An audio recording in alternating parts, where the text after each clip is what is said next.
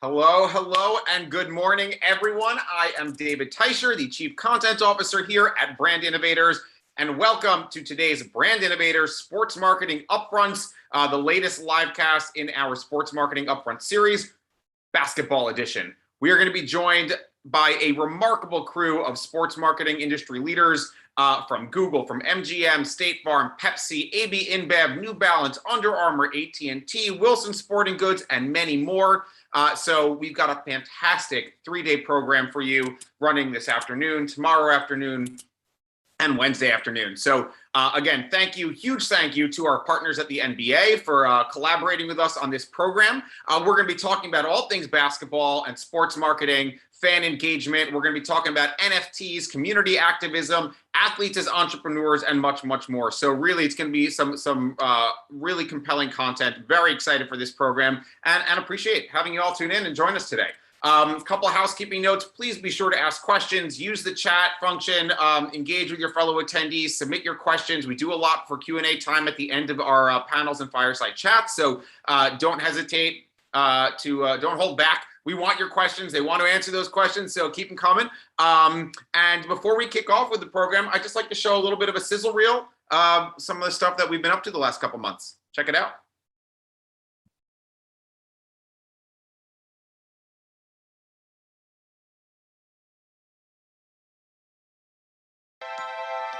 Welcome to day one of our Brand Innovators Cannes Summit.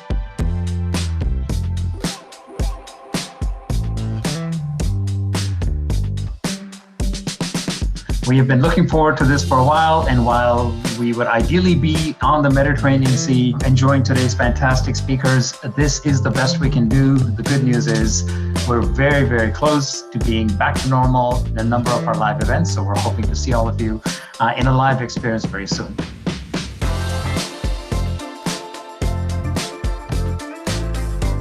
When we see what the right direction is and we see what we need to be doing, whether that is with a brand direction, whether that is with a new channel we need to be in, when things are changing, it's not as big of a shift as I think we thought it was.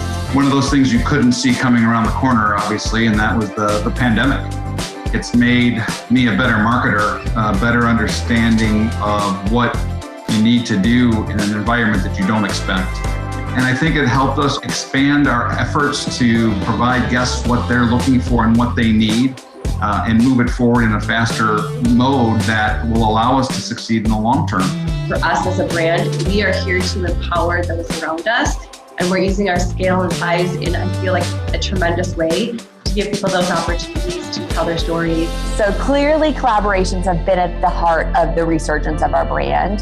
The Post Malone collaboration started with him tweeting that you can tell a lot about a man by the gibbets on his Crocs. So of course, as a brand at Crocs, we were like, okay, we've got to reach out to him. Let's see if we can create something powerful together. Having the flexibility and how you work with your agencies and your teams to iterate and adjust throughout in those long-term plans, as well as come up with some opportunistic short-term plans and make sure you've got the right processes in place to do so. That's the good balance that we have.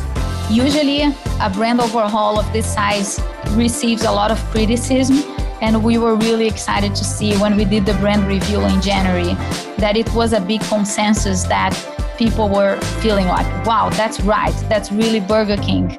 I'm a big believer in fewer things better for a brand like ours that does have such clear vision and mission around what we're trying to accomplish.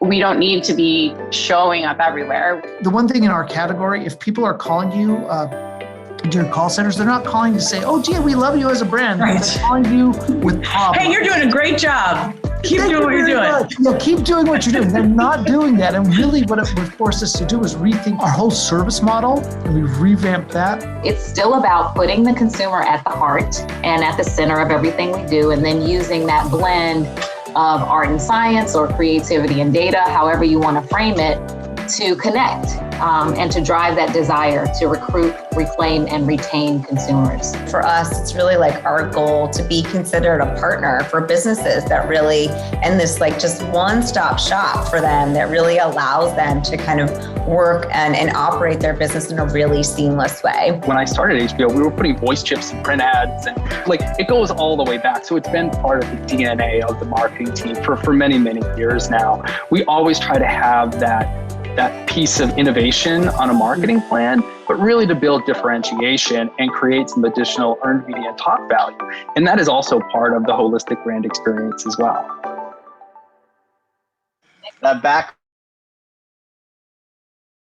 All right, that was a little bit of a snapshot recap of what we did during Cannes virtually. As you heard my colleague Ritesh say, we really want to be with y'all in person, and we've been doing some small, safe VIP experiences. I wish we were out in force at Summer League now in Vegas. I know we got a small crew there, but hopefully we get past all this and we can start getting back to everyone, and being with you guys doing these events in person. But until then, we are thrilled to be with you virtually. I'd like to welcome, before we dive into the meat of the program, some of our event chairs, some of our sports committee members and speakers. We have Matt Coleman, Rasan Johnson, Justin Toman, and Stephanie, who's taking Lance's spot on the MGM side. So I'd like to bring everybody on just for a minute to kind of welcome you guys and share some opening remarks, and then we're going to dive into the first session. So let's bring up our event chairs and program owners and committee members for the day. So I see Matt joining, I see Stephanie, I see Rasan. Great to see you here, Rasan.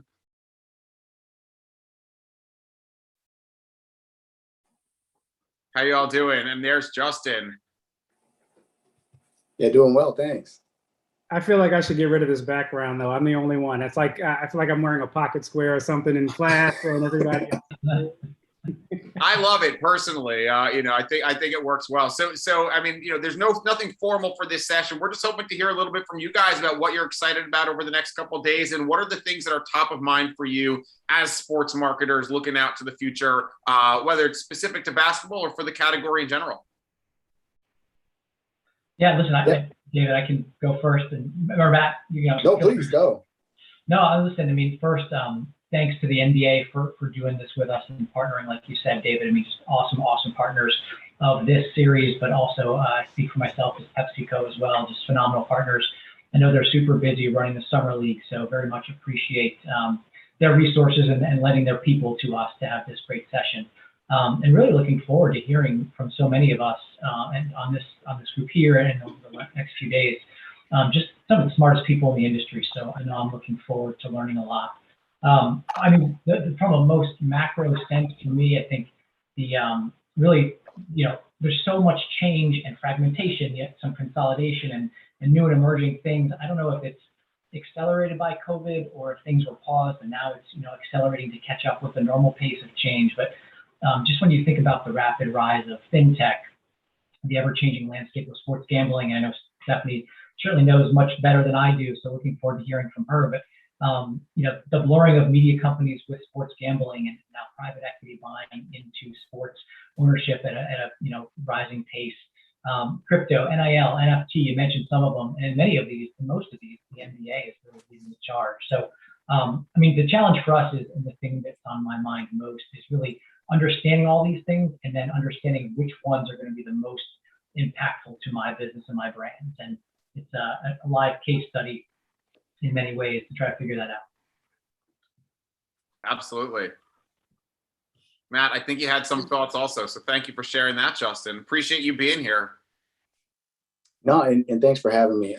Really excited about the next few days and being able to spend time with Rasan and Justin and you and all these other brands. I think Justin said it well, right? There's just so many things that we have on the agenda for the next several days that we're really excited about. I know one thing for me personally that I'll be kind of keeping an ear out for is just really around innovation, right? So over the last 18 months, there's just been a ton of innovation that's been happening across industries.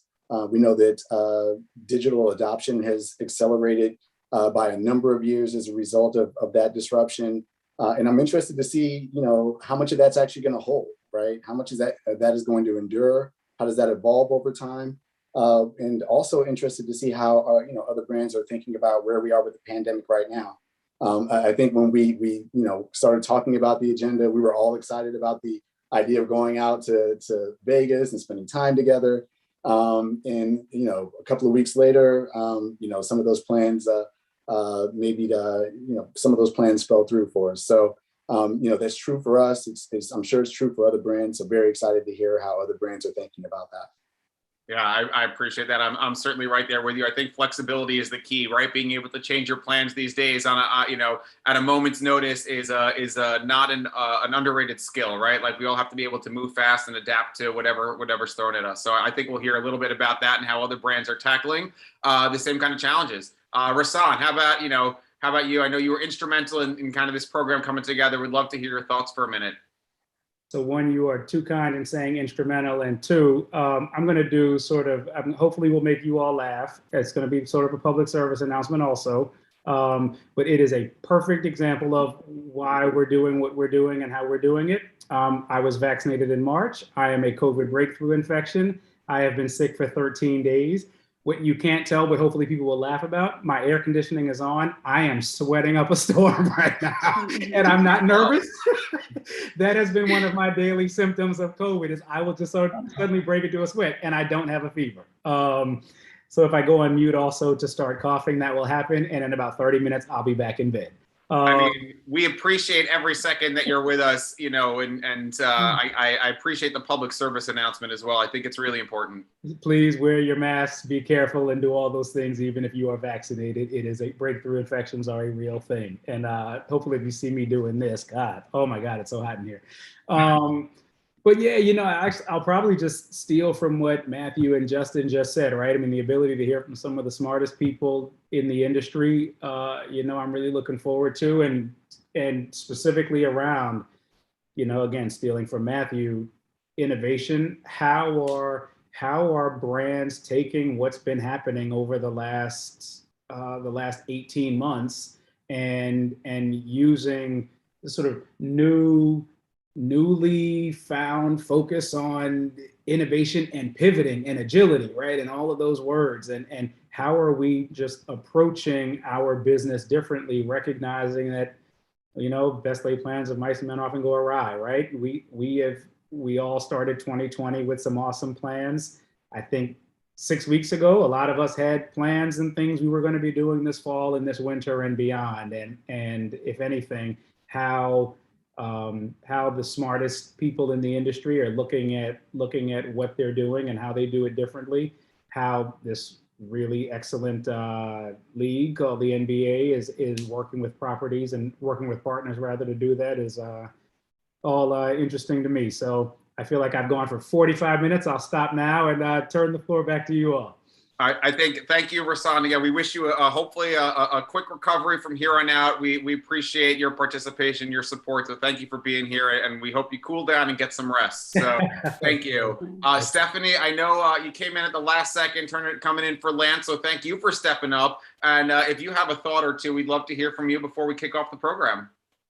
Yeah, no, it's certainly a pleasure to be here with you, and really looking forward to hearing from all the trailblazers in the industry. I mean, these guys said it right. They're the smartest people in the industry. They're innovating, creating. Every day there's something new that, we're looking towards, and how are we all coming together to build platforms that, the league might take the lead on, but then all the partners kind of come in and find their space in that.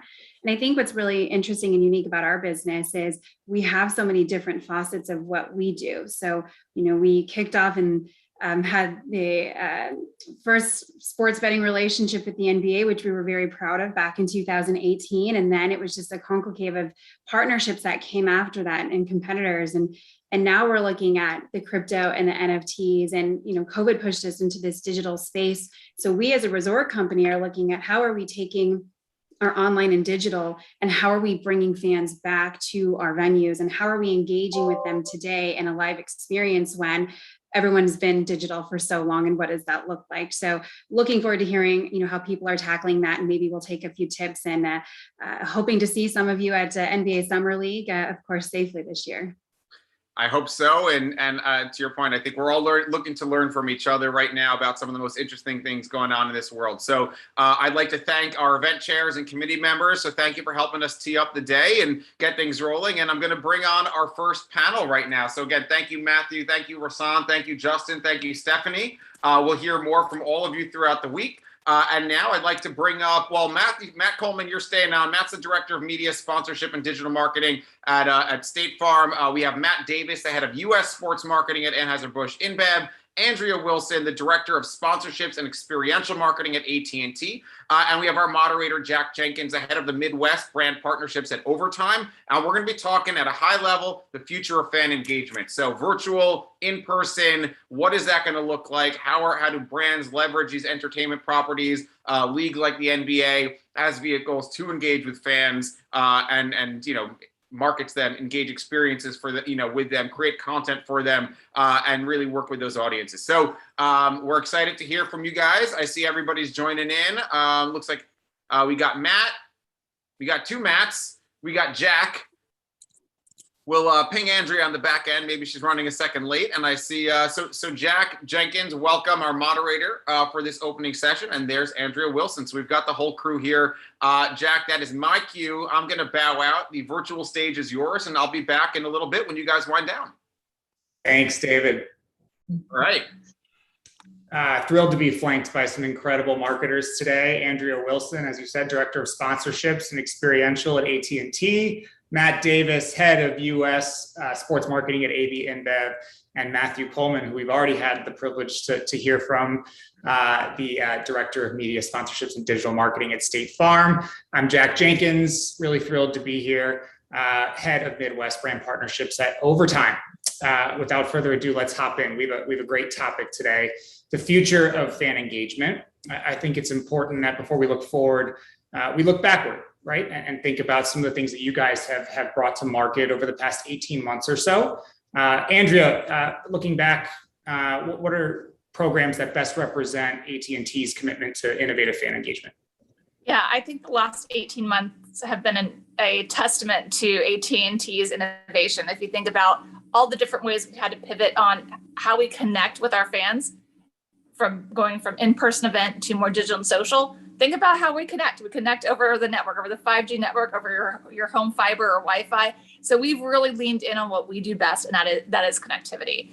And there's two different things where I think we've really excelled. And one of them is the Emmy Award-winning AT&T 5G Holovision. We were able to work with the league, with our broadcast partners at ESPN and Turner to do something really unique. And that was when we couldn't get people into the bubble, we actually were able to use technology and 5G to have a face-to-face, look you in the eye interview between analysts maybe in LA or Atlanta with a player that's in the bubble. So you still had that real natural rapport. The low latency of 5G made it all possible. So we were able to solve a unique problem that only the bubble could create, right? And really be able to find new ways for people to connect.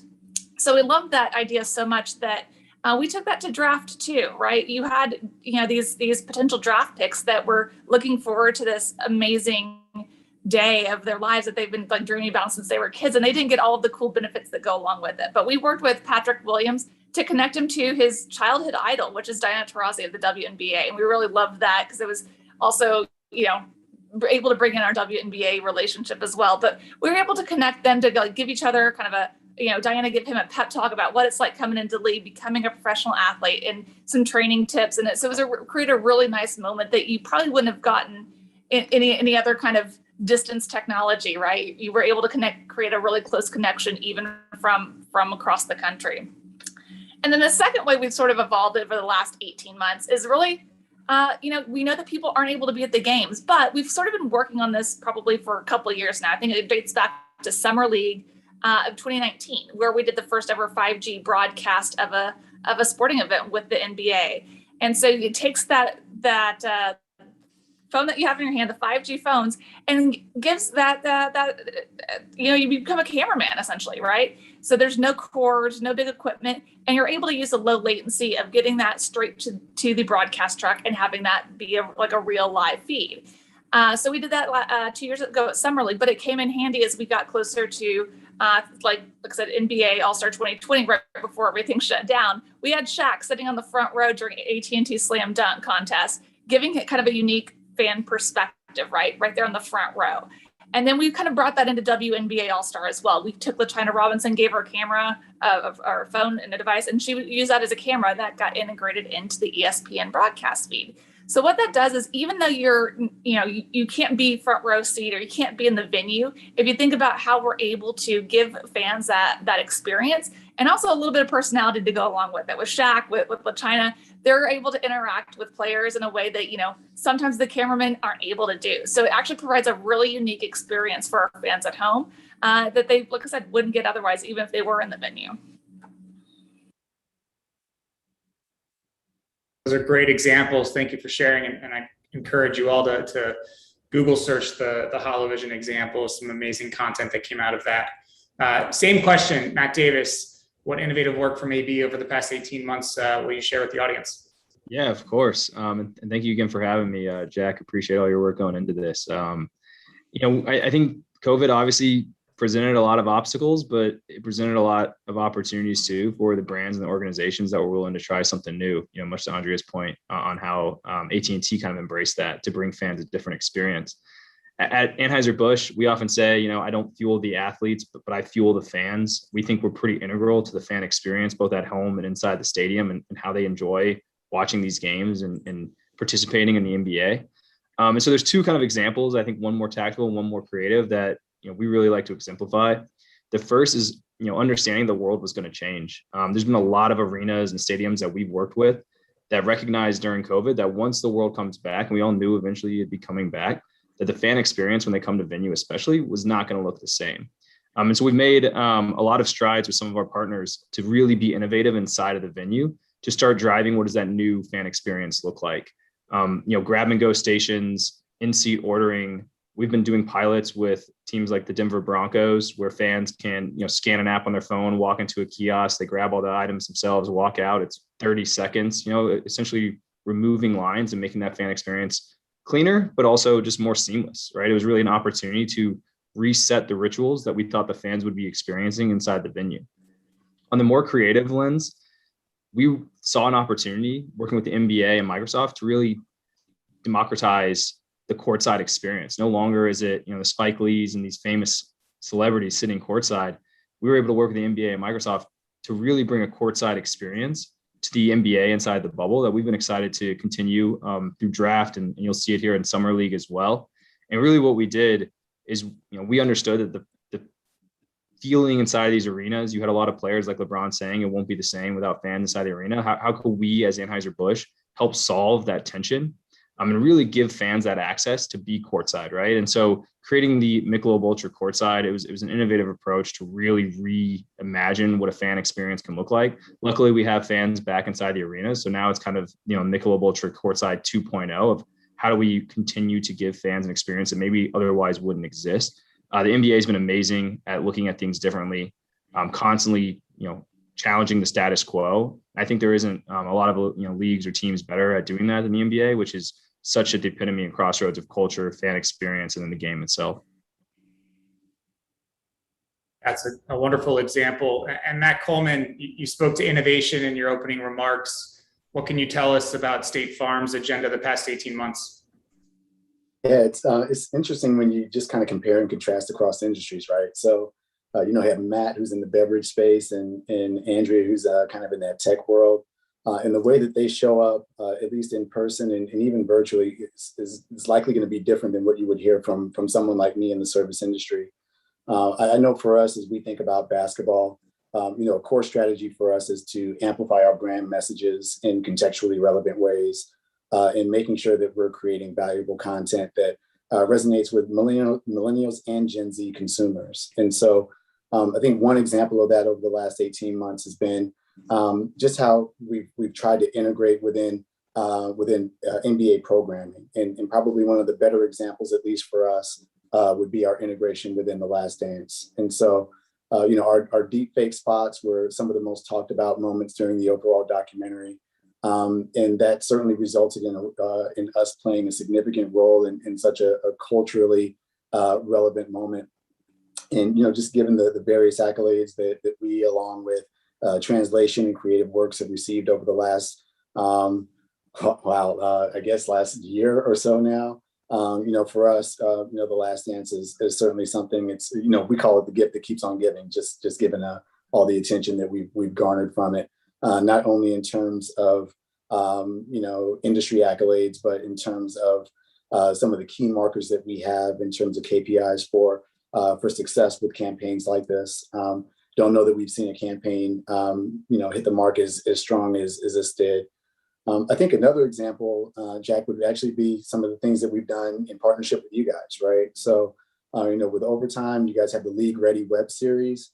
So as we think about, Team Ignite and how we're able to connect to the next generation of fans who are more likely to engage through digital and social channels, I think, a trend for us, whether it's The Last Dance or the partnership that we have with you all, is that we're trying to think forward in terms of how consumers are engaging, where they're engaging. And there's certainly in-game and game day moments that we want to be a part of. But there are other ways that we're thinking about engaging consumers as well. Thank you for the nod there. I must say, though, on The Last Dance, that was absolutely amazing work. And if we think about how bad we needed sports content at the time, it was spectacular. So congratulations to you and your teammates on that. To Matt Davis, as we consider the mindset of the modern fan, there's certainly a demand for a memorable experience. How do you manage that balance of the demand from fans for experiences up against what you need to achieve as a business and remaining authentic to the brands that you control? Yeah, completely. Matthew, I think you mentioned it right. It's understanding what the fans want and what they're looking for. I think that's a really important place to start, because if you understand what your brand stands for and what your brand wants to achieve in a space, but it doesn't match up with what fans are asking for, you're really going to be trying to put, a square peg into a round hole. And I think you're constantly going to be running into issues with relevancy. So for us, understanding what the consumers and the fans want is really step one to understanding how we can be most relevant with those local fan bases. Pat, once you find out the relevancy, what are the storylines, what are the tension points that you as a brand can help solve? And Matthew, you guys did an amazing job of solving some of those tension points, right? The State Farm commercials were an amazing kind of fake out for fans as they were watching The Last Dance. But once you understand those tension points or storylines, you can find where your brands in particular can create an ownership platform to relieve or to excite and elevate some of those passions and tensions and passion points as a whole. One of the examples that we did just more recently, there's obviously this huge demand and pent up culture around shoe culture in the NBA. As Michelob Ultra, we haven't really had a huge place to play in the shoe culture portion of the NBA, but we had a kind of a partnership that came to life with Tinker Hatfield, who is an epic shoe designer, legendary in his own right, and fans really clamor for what Tinker's going to be coming out with next. For those that don't know, he's the mind behind the Jordan brand and working with Nike in design. And what we did is every year we work to create championship bottles that are more endemic to our brand. It's understanding, it's really maybe the spot where our brands are the most endemic inside of the NBA. It's toasting the achievement of winning the NBA championship, right? Winning the NBA finals. And so what we did is we worked with Tinker to design these championship bottles. We gave fans an opportunity to win them because they're not for sale. Just like a championship is won, it's not for sale. And working collectively with Tinker, we were able to tap into that passion point, find the authentic, endemic way that our brands could be most relevant to increase and excite that passion point, and then brought it to life. And we saw some amazing results with the fans because of it. Thank you for sharing. And Matt Coleman, thinking about that same balance, how are you delivering for fans authentically? Yeah, so we certainly want to make sure that we're being authentic to what fans want, but we, like Matt and Andrea, right? We have business objectives that we're trying to reach as well. So for us, we've leaned in heavily into our Surprisingly Great Rates campaign. And from an NBA standpoint, we've really focused on Chris Paul and Jake to help get that message out. And Chris has been a brand ambassador for years and a great advocate for what we do and what we believe in, and our values align well there. But during the play-in tournament that we sponsored this year, we wanted to explore just different ways to extend the tone of the campaign while meeting customers where they were. So for us, we tried to be creative and actually develop custom game recaps within two spaces. So one was within the NBA's TikTok and Instagram Reels accounts. And we also did that through different partner integrations. So through TikTok and Reels, we actually teamed up with artists from United Masters, so Grace Weber as well as Just Low, to produce 6 surprisingly great video recaps that included custom tracks and custom lyrics that made it authentic to that environment, right? So if you go to State Farm's TikTok account, don't know that you would see that, but you would absolutely expect to see something like that on the NBA's TikTok account. And we were able to have a really strong activation there. And we know that the videos themselves actually frame the NBA highlights through the lens of that surprisingly great story. So not only were we in a place that was kind of endemic to the moment, but we were able to get our brand message out in a way that was authentic to the platform that we were on, which is something that we were going for there. As we think about just different partner integrations that we had, we just wanted to continue to build on our overall support for the tournament, while leveraging the themes from the campaign. So we did a couple of things with ESPN and one with Turner. So with ESPN, we had some in-game broadcasts. And so that just featured some 2-box segments that included ESPN talent. So we had Christine Williamson, as well as United Masters talent. Just Low was there as well. And so we had an opportunity to do some integrations there. Also with ESPN, we did hoop streams, as well as being on the SportsCenter Snapchat. So those were actual game recaps that were wrapped by Christine Williamson. And so again, custom lyrics and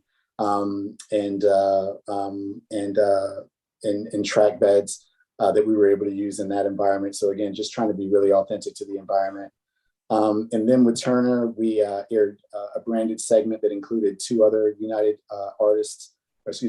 Masters artists, Siobhan and Armani White. And so, just partnering with new and budding talent on those various tech platforms just gives us a degree of authenticity and relevance that we wouldn't have been able to replicate on our own. Without a doubt. Andrea, AT&T has such a rich history of activating experientially. How are you meeting the demands of fans through that lens? Yeah, actually, again, I'll bring it back to what we do best, which is connecting people. And I think that, first and foremost, for people to have a memorable experience at the game, we've got to make sure everything works properly, right? So that's step one. And so our network is really the backbone of not only just the fans uploading content, sharing their experiences there on the site, but also team partners, venues. They're now using, especially post-COVID, the network for mobile ticketing, for touchless interactions at concession stands, for in-seat ordering. There's all sorts of use cases that, with more pressure on the network, that it's imperative for that to work properly so it doesn't impact the fan experience, because we want it to be a good, memorable experience. We talk about memorable experiences, we want it to be for the right reasons, right? And so that's when people can capture their content, share it out to their networks. So that's kind of first and foremost to us. So then we look at, how are we activating with the fans, right? And I think there are 2 things that I look at. And the first one is what we did with the conference finals this year. We know how important music is for the NBA fan base. Lots of great music fans, lots of great artists that are fans of the league as well. And we know that people hadn't been going to concerts, but wanted to create kind of a unique experience around that. So we partnered with Corday, Chica, 2 Chainz, and Big Sean to create XR concerts. So we brought them kind of alone into a studio and created these unique XR environments that we tied to our broadcast features with our broadcast partners, ESPN and Turner. And then with we had those in XR, and then with Big Sean, we actually did a separate set for him in AR. So we're able to take the content from him, and you could actually have Big Sean, given a concert set in your living room on your coffee table, if you wanted a little mini Big Sean, but you could scale into be as big as your room, basically. So it really creates some really unique experiences that people could have in their home, even if they're not going to a concert. We'll bring the concert into their houses, right? And then the other thing that we actually launched with the Bulls, inside the Bulls app this year, was the AT&T Stat Zone. And again, this is one other way that we were able to kind of connect people. Not only are you able to have like an AR experience where you're kind of checking out a customized view of, in-game kind of stats and major milestone moments and things like that, but you're able to share those out. You have the AR experience, and then you can share it to family and friends. So it creates a way to be connected, even if you're not in the same location. So those are areas I think that we are, again, leaning into how like both in venue and how do you scale that to be at home, just given we don't know the nature of the beast as we head into this next season. Let's switch gears here. Matt Coleman, for many marketers, not all of us, sorry, Matt, NIL policy changes will bring about new fan engagement opportunity. And to the extent you feel comfortable, what does NIL mean in terms of the evolution? What does it mean for State Farm's business looking forward? Yeah, NIL is interesting, right? Because you're starting to get into the space of player empowerment, which has been in the works for a number of years, right? And we certainly have a really strong relationship with the NCAA, so it's interesting to see how they're responding. I know for us, I think it just opens up some new opportunity for us, and so I think the high end of the millennial age range right now is 40, right? So we have millennials who are turning 40 now, and are certainly at that stage in life where they're making different types of decisions for their household, and are certainly a valuable segment for us, and we're going to continue to target millennials. But at the same time, we want to make sure that we're reaching out to that Gen Z population, right? That growing population that is going to engage with brands differently and has different expectations of brands, and wanting to make sure that we're there with them as well. And so I just think with the NIL changes, that we're certainly going to have an opportunity to maybe support both of those customer segments in a way that allows us to interact with collegiate talent in ways that we haven't been able to before, just because of NCAA rules. I think that's one thing. I think the other thing is, if you think about State Farm, we have 19,000 agents, right? Over 19,000 agents. So we actually have more State Farm agents in the US than there are McDonald's. So it kind of gives you an idea of scale across the entire country. And those agents are very much sports fans, right? These are not only fans, but we have some of our agents who are former athletes, not only high school, but collegiate athletes, some pro.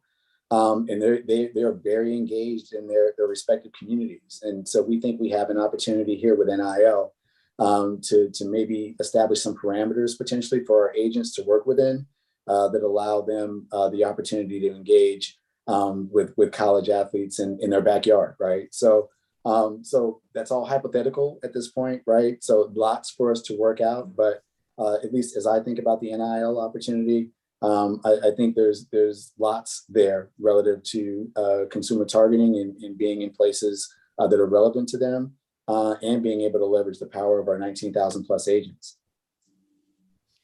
Yeah, definitely a powerful opportunity, and I know others share the feeling. We look forward to seeing how you guys take on a leadership role in the space. One more time, Matt Davis, the future of fan engagement will certainly be shaped by the next gen fan, the Gen Zers that Matt Coleman just spoke about. Why is it so important to AB to invest in this generation? Yeah, I mean, the next generation is going to dictate the rituals of tomorrow. And being a part of that conversation will help you as a brand infuse yourself into those rituals as well. We know that once fans kind of concrete and set their rituals as it relates to watching from home or watching from a friend's house or how they watch the games, it's very hard to shift that ritual. They understand, they know what channel to go to get their game. They know that they're going to show up at their buddy's place at XYZ time. They know what social media channels they like to follow. And we've seen, once you follow these accounts, you don't usually unfollow them. And so setting those rituals when the fans are coming into the league becomes really important for a brand early on. As it's moving so quickly, I think it's a huge opportunity for brands to be at the forefront of that movement. Obviously, broadcast still pulls a ton of weight as it relates to how people are consuming games. But we know that the younger fans in particular really are favoring highlights. They're favoring behind the scenes content. They love to see stuff that kind of blends the crossroads between culture, music, the sport itself. If you look at the last NBA finals, millions of people watch on broadcast, but then right after the game, hundreds of thousands watch Giannis place a 50 nugget order at a drive-through window.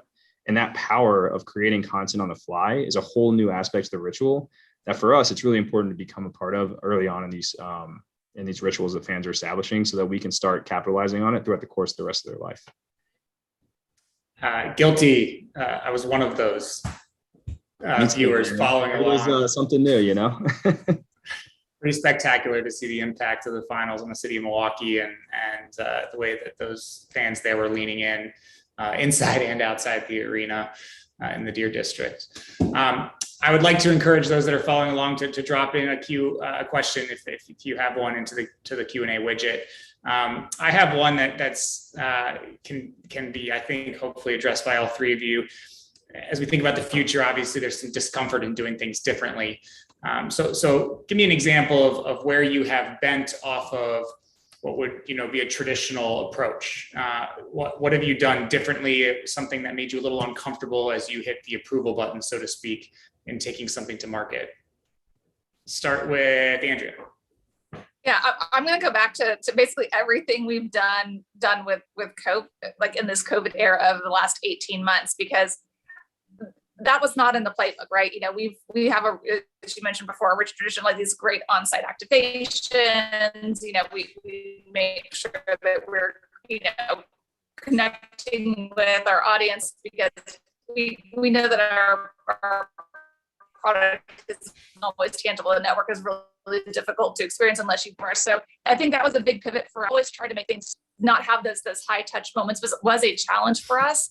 But again, I think that's a risk we took that, like I said, paid off big for us. I mean, I think we've found new ways to connect. And again, it actually puts our technology more at the forefront, because we're able to demonstrate the reach that our network has and how people can connect. So I'd say, like I said, Holovision, I use it probably as an example for everything, because it was that first big example of, a big pivot, a big challenge logistically. I mean, that was one that we pulled off with, again, not a lot of time. So again, that's also a difficult part when you're going through an approval. It's like, are we going to have the time and the resources to pull this off? So that was a big risk. And again, we're very excited for how it turned out, because it is definitely been one that we point to as one of our most innovative activations.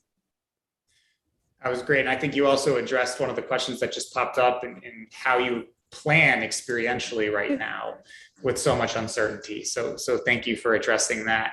Matt Coleman, care to join in on an area of discomfort?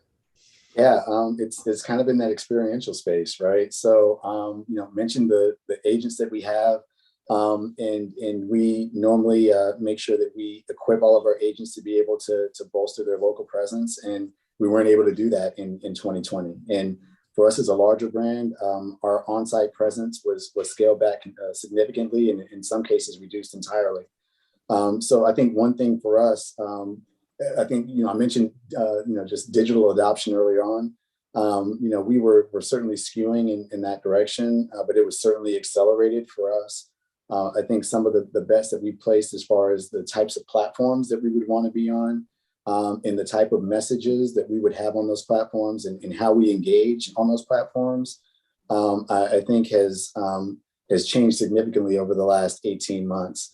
I don't know if 18 months ago you would have seen us partner with, United Masters and have and work with artists who are developing their own tracks and their own lyrics to some of the brand elements that we normally hold so dear, right? We can be really protective of some of those brand elements, but we had to change, just given how consumers were, consuming media, and just some of the limited options that we had with having an on-site presence. And so just that rapid, adoption of digital for us, and the willingness to take some swings relative to talent that maybe we wouldn't have taken in years past, are probably some of the key changes that stand out for me.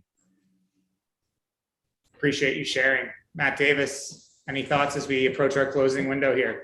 Yeah, I mean, I like to think that our brands like to force the uncomfort a little bit on ourselves, mostly because, like I said, we drive for that local relevancy, which I know is a bit of a buzzword, but it's really about finding the way that our brands can be part of the excitement that the fans have.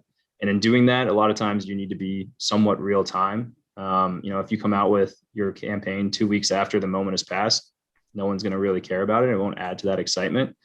And so we try to be very real time with the things that the fans are talking about. And I think inevitably when you do things fast, you leave some caution, that you have to be comfortable with. Some examples of that, I think, are ultra courtside, the NBA. We have an amazing partnership. I think trust is only the way that something like that will come to life. We did not see those boards until a couple of days before the first game.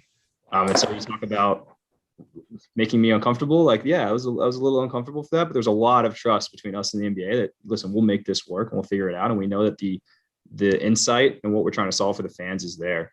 Another example of trust with us and a partner is, the NFL. We did a campaign during the draft last year of Boo the Commish, which was, fans weren't going to be there to boo Roger Goodell, but that was a tradition and a ritual they wanted. So how can Bud Light help kind of step in and give them an outlet for that? A lot of respect for the NFL to be open to that kind of idea. I think they really understood their fans. And I think, it went back towards a good cause of COVID relief, which always helps, kind of the narrative as a whole. And again, there was a lot of trust between us and the league to make something like that happen. And I think that's a big piece of making, the trust helps make the risk and the uncomfort an actual reality, something that you can bring to life.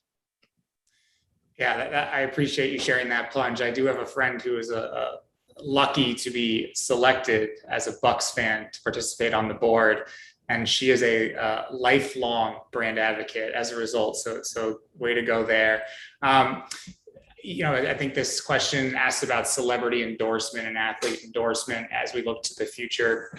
How are you thinking about, Matt, you spoke to the role of influencers. How are the three of you thinking about ambassadorship as we move forward? Let's start maybe with Andrea. Yeah, I mean, for us, I think we're looking at influencers as a way to talk to our target audience in their language, right?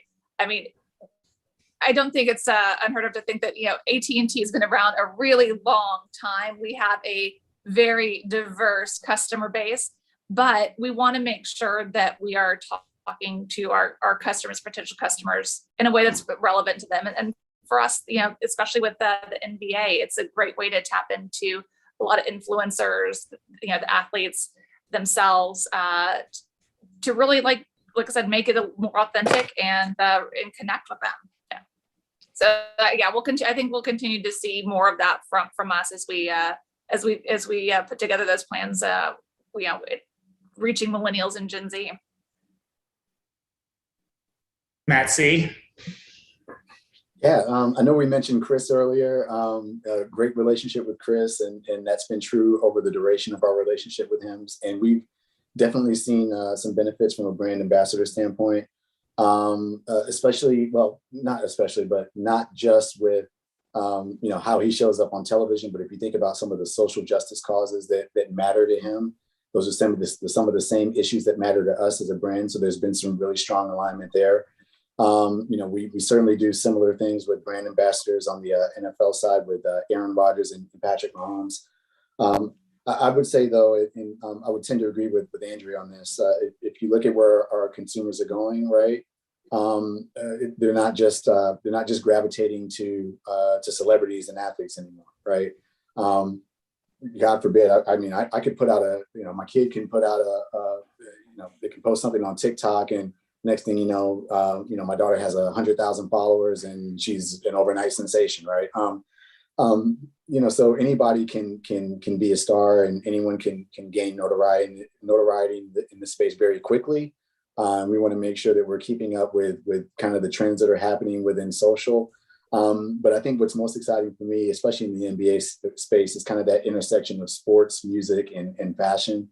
Lots of influencers in that space that we are keeping an eye on, and a number of them we've partnered with already, and others we are exploring further. So I think with influencers, there's certainly a way to use them as a way to kind of complement your brand ambassador roster if you're going that route. If you're not going the brand ambassador route, tons of opportunity within the influencer world.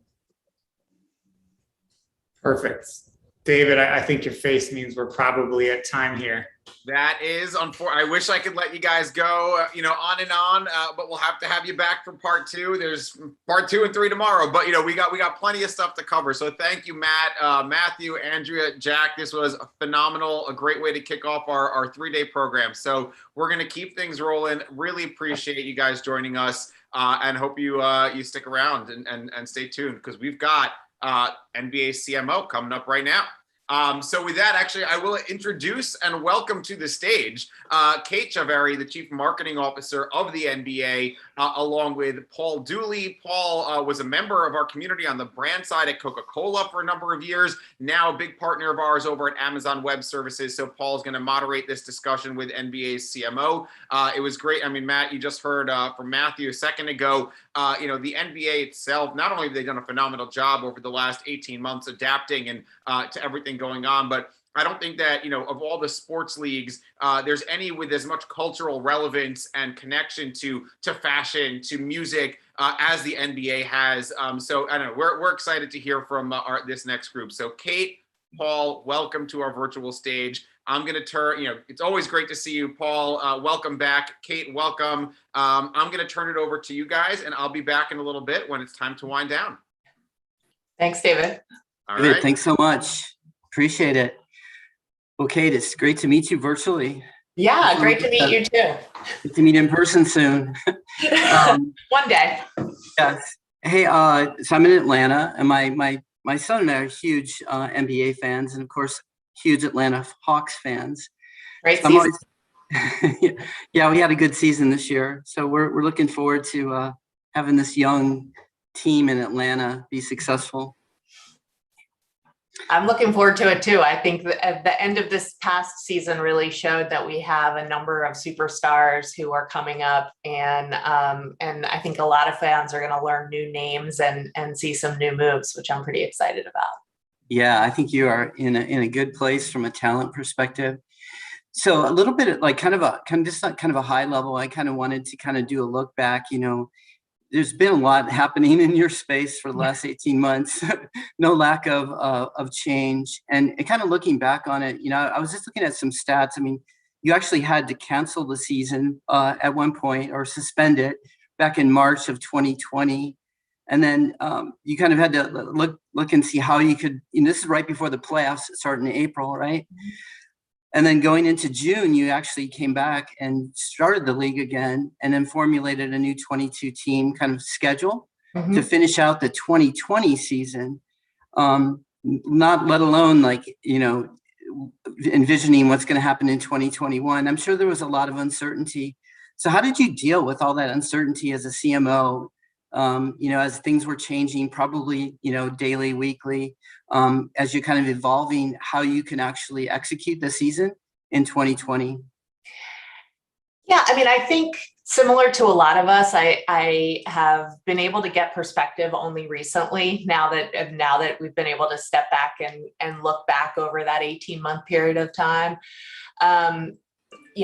When we paused the season on March 11th, it really felt like the world paused with us. And for us, it was a real moment to step back and really think about what the right way to engage fans and to be safe about proceeding with the season was. And at that time, health and safety was paramount. And so we did feel like pausing the season was the responsible thing to do. That didn't change the fact that our fans still wanted to hear from us. And if you recall back then, we knew so little about COVID-19, and there was a great feeling of unease. And so as the NBA, we really felt like we had an opportunity to use our platform for a couple of things. One was to educate our fans and to raise awareness for how to stay safe from COVID-19, as well as to support frontline workers. And also, I don't know about you, but at that time, I also felt so overwhelmed by the seriousness of what was going on. I wanted some entertainment and some escape from what was happening. And so about a week later, we launched a campaign called NBA Together, which was a combination of building PSAs using our strong player cast who really understands and could use their voice to ensure that our fans felt safe and understood all of the things they needed to do to stay that way. And then also we had a great deal of opportunity. You know, we have a huge social footprint with 1.9 billion followers. And what we found was there were a lot of different ways for us to engage our fans there. We did TikTok challenges and trivia contests and Q&As. And we also had a number of Twitter only or Instagram only content series that we put together, really to try to keep our fans feeling close to our players, our game, everything that they come to love about the NBA at this time when everything felt so upside down. And I think the uncertainty, you know, I look at the marketers in this room and I feel like everyone on these panels and across, you know, in the next 3 days had to deal with the same uncertainty. And so it's really, you know, about kind of trying to meet the fans where they are and really understanding that at that time, there were these two conflicting things that were going on. We had to really keep everyone aware and feel safe, and to for our players as well with health and safety protocols before we could even consider restarting the league. And then at the same time, you know, really bring to life the brand of the NBA and the great content and stories that you absolutely love about the NBA for all of our fans.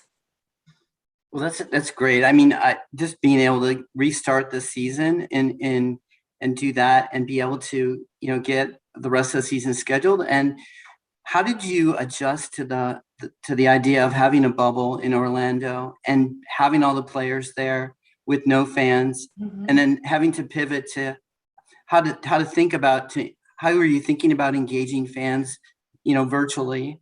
As you go into that bubble, imagining that had to happen fairly quickly, and you know it's you're working remotely as well, as your agencies, and so having to pull that together in a fairly short time frame. Yeah, I mean, I think this was the first time that any sport was able to pull off a single site location for the entirety of the remainder of their season, and so. For us, as we were looking at that, you know, health and safety was top of the list that we really wanted to ensure. And given the ever evolving pace of the virus and really not understanding where it would continue to go, we knew we could put together a single site experience where we could keep our players, coaches, and staff safe with really rigorous medical protocols. And so we spent a lot of time really thinking through not just how to bring the season back, but how to do so in a way that was really, really safe. But, you know, at the same time, fans are the core of our experience. And, you know, you've heard players even more recently talk about how great it feels to play back in front of fans again. And so we knew that if fans couldn't be in the arena for these games, that we needed to find new ways to bring them into the experience and really allow them to feel closer to the game, even as they were sitting on their couches. And so, you know, we had a number of different things that we tried, including never before seen camera angles, audio that we'd never released before, virtual fans, as I think Matt was just talking about. You know, one of my favorites were the 17-foot digital screens that we had, where we had 300 fans a night, you know, call in from their homes to cheer on their favorite teams. And we got to see, you know, celebrities from, you know, President Barack Obama through to Shaquille O'Neal and others really come in and participate in that. And to me, that partnership with Mick Ultra and with Microsoft really brought to life what is the core of the NBA, which is really giving fans that access. And I think what was so amazing for me was seeing players look at those boards relentlessly throughout the game so that they could feel and gather that same energy from the fans as they would, you know, in a normal season with fans in arenas. And so, you know, I think we really thought about how we could continue to do that, and especially knowing that even in normal times, less than 99% of our fans will ever step foot in an arena. So how do we continue to take this learning that we had from this special circumstance and continue to evolve it so that we can continue to engage our fans? I think it was a really interesting learning experience, and I feel like the uncertainty and all of the changes really forced us to really open our eyes even wider to the innovation that we could take part in. Yeah, do you think, you obviously you've got a background, you've spent some time at Facebook, some time at Twitter, and more recently some time at Twitch, which is an Amazon company, happens to be part of the family of companies that I work for. But obviously, those are all kind of engagement platforms where they have communities and they're social in nature. Mm-hmm. Do you think having that background helps you kind of think about how to engage fans in a virtual way or even in a digital fashion, and kind of helps shape some of your marketing strategy going forward? Definitely. I mean, I have been obsessed with communities for a really long time. I think how people come together and continue to evolve the way they come together is incredibly interesting, going all the way back to instant messaging when you would be able to chat with people around the world, to now having massive live streaming platforms where you can engage with the streamer and their content.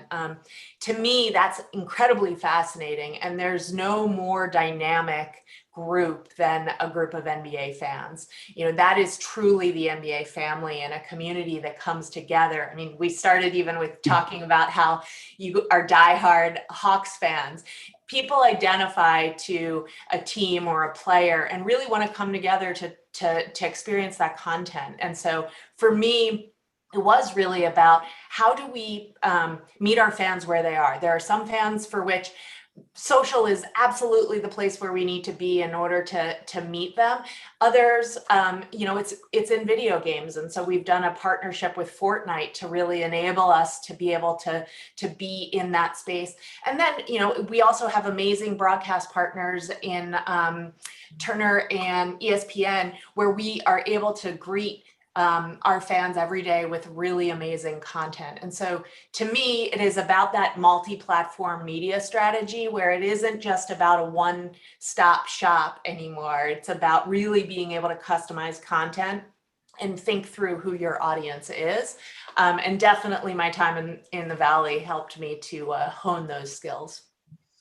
Yeah, do you think from a technology perspective, like the art of the possible, just having that background, having worked at so many tech companies, that you kind of bring a kind of a different perspective in terms of using technology as kind of an enabler for your marketing strategy? Yeah, I mean, the NBA has always been at the forefront of innovation. This is part of the reason why I was so attracted to this league. That this is a place where we always look for new ways to engage our fans, to reach our players and our larger community at large. And so when I think about the opportunity that we have, I mentioned our huge social footprint. Also, really amazing digital community that comes together around NBA.com and in our League Pass products. There's so many different things that fans are asking for across those different engagement points. And it is our job as the league and certainly as the marketing team to really think about and to meet those fans. And as I said before, there's a huge opportunity to explore even new things. So as we've seen through this pandemic, there's been the acceleration of so many digital behaviors that, were on track before the pandemic, but it's almost as if it supercharged them. And so I think for us as marketers, both at the NBA and more broadly across this community, I think it's really up to us to really try to stay current and really focus on what the technologies are, not just for today, but where they're going. I look at how my kids engage with technology and it's 100% different than how I do. And watching that evolution and staying on top of that from, as we do have one of the youngest and most diverse fan bases we really need to make sure that we understand who our fans are and that we are absolutely meeting them where they are and that we absolutely understand how that's changing over time. So yeah, it's fundamental for us for sure. So I know that, obviously you only had like 72 days between the time the previous season ended and the new season started. And so it seems like you're almost in an always on situation. Now you're in NBA Summer League and you're planning for you've got your new campaign that you launched called That's Game. So it almost feels like it's, 365, 24/7 for you. Well, I will say the last couple of seasons, we really felt like it was important for our fans to reopen for the 21-22 season, or sorry, the 2021 season. And it was exciting because we were able to bring the NBA back at Christmas, which is usually a time when folks gather around the TV when you're with your family, and to watch a whole slate of amazing games. And what we found from our fans is folks were ready for it. They were absolutely hungry for us to get back on air. And we did feel like as we were coming back this year, it was important for us to look forward to the place when we could welcome fans back. We didn't know when that was going to be, but really ensuring that we were getting to a place where we felt that fans understood that we were so excited to have them back and that they were such a key part of what makes the NBA so great. And so that as we rolled into playoffs, that's when we launched our campaign, That's Game, to really welcome fans back and to remind them of all of the great stuff of the NBA, not just on the court, which, I mean, our postseason was just phenomenal on the court, but also across culture and community. Those are places where, like David said, we're fortunate enough as a league to really intersect very, very deeply. And so whether it's fashion, sneakers, video games, any part of culture, you almost always see the NBA there. And so we really wanted to highlight those moments in addition to the great play. And then obviously, with what's been going on over the last 18 months with regards to social justice and our community programs, it felt really essential for us to remind fans and to bring them in that is a core part of what the NBA brand stands for, is really about how we participate in the communities around us. And we're a real values-driven organization. So the campaign sought to really expand the scope, and we're looking forward to carrying that into this coming season that will start in the fall, which will also be our 75th anniversary season. Yeah, that's super exciting. 75th anniversary, and the idea that you can use that campaign in so many different ways to connect with culture and community. I really love some of the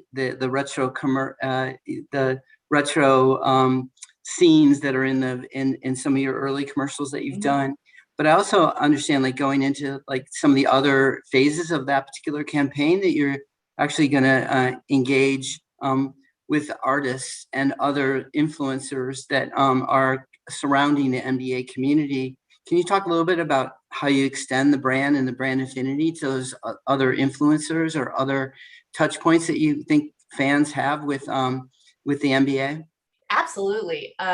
So for us, it is really about speaking to our fans about the things that they're interested in. And what we knew was there was an opportunity to speak to fans in new places that we maybe hadn't done before. So I mentioned earlier the Fortnite Partnership, which I think was a really exciting opportunity for us to really bring together the power of Fortnite and the power of NBA. And really, we saw tremendous fan engagement around that. And then also throughout the finals, we had a number of influencer opportunities where, we built an NBA house and had influencers that published content throughout the playoffs and finals. And for us, that was a new opportunity to reach and to broaden our reach to fans who maybe aren't the biggest NBA fans, but when it comes down to the playoffs and finals, they get very excited about the competition. And so what we found with NBA House was that we were really able to extend this reach into, all of these unique communities across the internet and across the web. I think, the previous panel was talking about fan engagement, and there's so many different ways to do that. And what we found was that influencers were amazing at not only speaking to their audience about the NBA, but also bringing what was so amazing about the NBA to life through other forums. And then last, but certainly not least, we also had a partnership with United Masters where we really allowed artists from UM to create original songs based off of the theme of that game. And what we saw was really, really, really great buzz and an uptick from specifically a number of rappers who were particularly catchy. And so I think when we look at these new ways to engage fans, we definitely feel like we are just getting started at expanding all of the different ways that we would normally talk to our fans, in addition to, turning on our big social experience that we have going every single day. But these new ways really shine lights on different parts and really address different fans, where they are, not necessarily where we are. So it's a good bringing together of content. Yeah, no, the other thing is the NBA, it's become more of a world league, right? In terms of representation of different countries and different cultures that are all players in the NBA. And now even with the Olympics, as you see, a lot of the NBA players are playing on different country teams as well. It seems to become much more of a global league. Yeah, I think that's true. The number of players that come from around the world is astonishing. I think, as you saw in the Olympics, Luka Doncic leading their team to the semifinals. I think what we are finding is also that's a tremendous opportunity for growth for us. We have amazing fans in the United States, and we will continue to create really great and amazing content for those US fans. But if you're sitting in Beijing or Berlin, your experience with the NBA is potentially different. And so how do we really speak to different audiences in ways that are relevant? So some cultures find that the games aren't on their time, so they have to be they watch time shifted. They get up early in the morning or late at night to watch games. And so how do we bring the ethos of the NBA to them? And we've historically done that through global games. We have amazing regional marketing teams that were able to take that game and really bring it to life across Europe, across South America, and across all of our different regions. And for me, it's representative of not just our players, but our fans. We are absolutely a global sport. And it is really important for us to represent the NBA in all of those locations. I know that you guys are kind of the gold standard when it comes to kind of being able to salvage that 2020 season and making the pivot and engaging with fans. Have you had other leagues that have reached out to you to kind of get key learnings and share best practices? Because it seems like you are in the eye of the storm at the time in which you needed to pivot, and then other leagues were kind of trying to figure out how they were going to pivot. So I'm curious, did they reach out to you? We were fortunate enough to be talking with all of our colleagues across a variety of different leagues. And I think what we learned a lot from each other around how everyone was approaching this, especially because we were learning as we were going. And so for me, what was fascinating was to see not just how other leagues or other entertainment entities handle it, but really just across the board, how other brands were able to handle such a massive change in consumer behavior and consumer life in a very, very, very short period of time. And so, I learned a lot from my colleagues across the entertainment and media sphere. And I feel like we'll continue to learn more as we, continue down this path of really trying to get back to whatever the new normal looks like.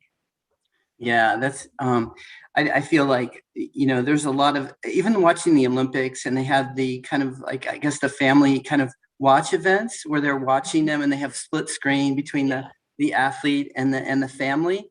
I just feel like that's a really great example of, kind of being innovative with the Olympics and how to engage in those backstories. And, marketing is a lot about storytelling. Mm-hmm. And so the backstories be of not only the athlete, but their families seems very sticky content that people love to view.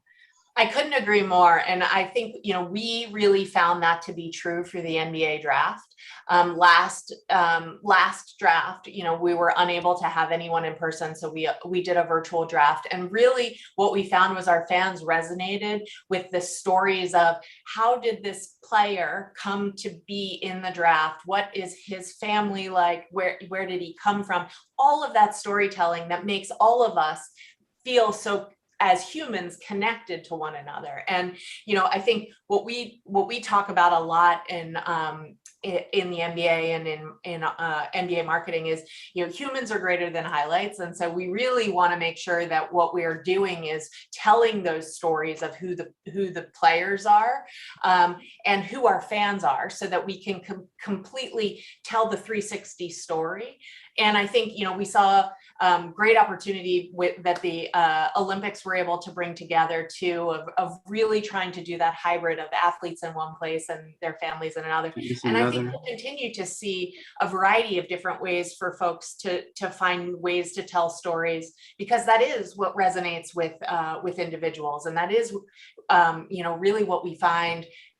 Even just myself as a person, that's what really, turns on my heart light is understanding that connection, the larger connection and story, for sure. Now, I think when you guys are thinking about content and you're running these campaigns and you've got all different kinds of content out there, you can repurpose this content across channels, both like streaming, on demand, and through the various social channels. So you can kind of use that content to build kind of that 360 story and be able to leverage it across touch points. Yeah, that is very much our approach. And I think what we've been able to do over the last several years, that we've been really honing our social and online approach, is to really look at not just distributing the content across all of those channels, but how do we really build content for each platform that is unique. And so obviously an experience on TikTok might be different than an experience on Facebook. And so how do you engage and have content that makes sense for each of those platforms and for each of those fan sets, so that we have a number of different stories to tell, whether it is about matchups or whether it's about players or what's going on in free agency. There's so many different stories to tell, but what we really want to make sure is that we're relevant to our fans and relevant to the platforms on which they're experiencing us. Yeah, imagine when you put together that, marketing calendar for the year, and you've got tentpole events, and you've got, always on content, that it's quite a robust calendar, and having enough content to feed that always on, or even the tentpoles, is always a challenge. But I imagine you're relying a lot on agencies to help you kind of with that supply chain of content to make sure you've got enough content to kind of support your programs. We certainly work with partners to help us produce content, but we are also, just so fortunate to have the largest archive of amazing highlights and stories going back years and years and years. And so you'll see some of that as we come up to our 75th anniversary season. But also, we have an amazing in-house content team that really spends a lot of time and stays close to not just what's going on in the game, but what's going on with players and with what's happening across, all of our players' social channels, so that we can really lift up the great content from players, like when Giannis wins and goes and orders chicken nuggets, that we are also amplifying that amazing content and that celebration from him, in addition to the great content that we create ourselves. So it's an ongoing, you're right, it is a robust set of content that we're constantly delivering. But I think that that's what makes our social channels so engaging and really brings our fans closer, even when we're not off season like we are right now. And your big plans for the 75th anniversary season, that's got to be exciting. Probably have merchandise, content, campaigns associated with that, because that's a pretty significant event for you. There will be lots to come from the 75th anniversary season. We're really looking forward to having an opportunity to talk about not just the amazing history of the game and of the league, but also, the amazing present and where we think the future of the game is going. And, I think there's a huge opportunity for fans to celebrate their fandom. It's not just our anniversary, it's all of our anniversaries. And so really having an opportunity to engage with our fans, especially since, we've been virtual for so long, we really want to make sure that fans feel like they're a part of the 75th anniversary, and there will be lots of great stuff coming to help them do that. That's what I like about That's the Game, that you're actually connecting it to what it means to individuals, right? If, they played in high school, maybe they play pickup games, maybe they have a favorite team. So there's so many different opportunities to connect with the brand and have affinity with the brand through all these various experientials. So I think that's great. And then you also have kind of retro. So I think it goes across like generations, right? People that maybe, more familiar with a favorite team that they had, and maybe they're in an older demographic, and they kind of look at the nostalgia of the game. So I think it just gives you so much rich content that you can leverage around those themes. Mean Joe Green and things like that for Coca-Cola was a great commercial. One of my favorites, one of my absolute favorites. Yeah. Yeah, I spent a number of years at Coca-Cola, so we had a lot of stories and brand stories that we try to connect to the brand all through sports.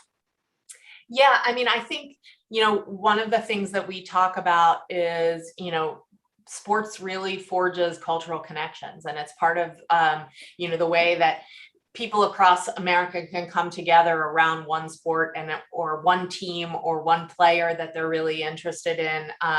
And certainly, as we were talking about globally, there's an enormous opportunity to really bring us closer together around the sport of basketball. And so we absolutely look at how our players and how the league continues to reach out, and even with our teams to ensure that we're all kind of reaching out to fans in the best possible way. And it all starts with who the fan is.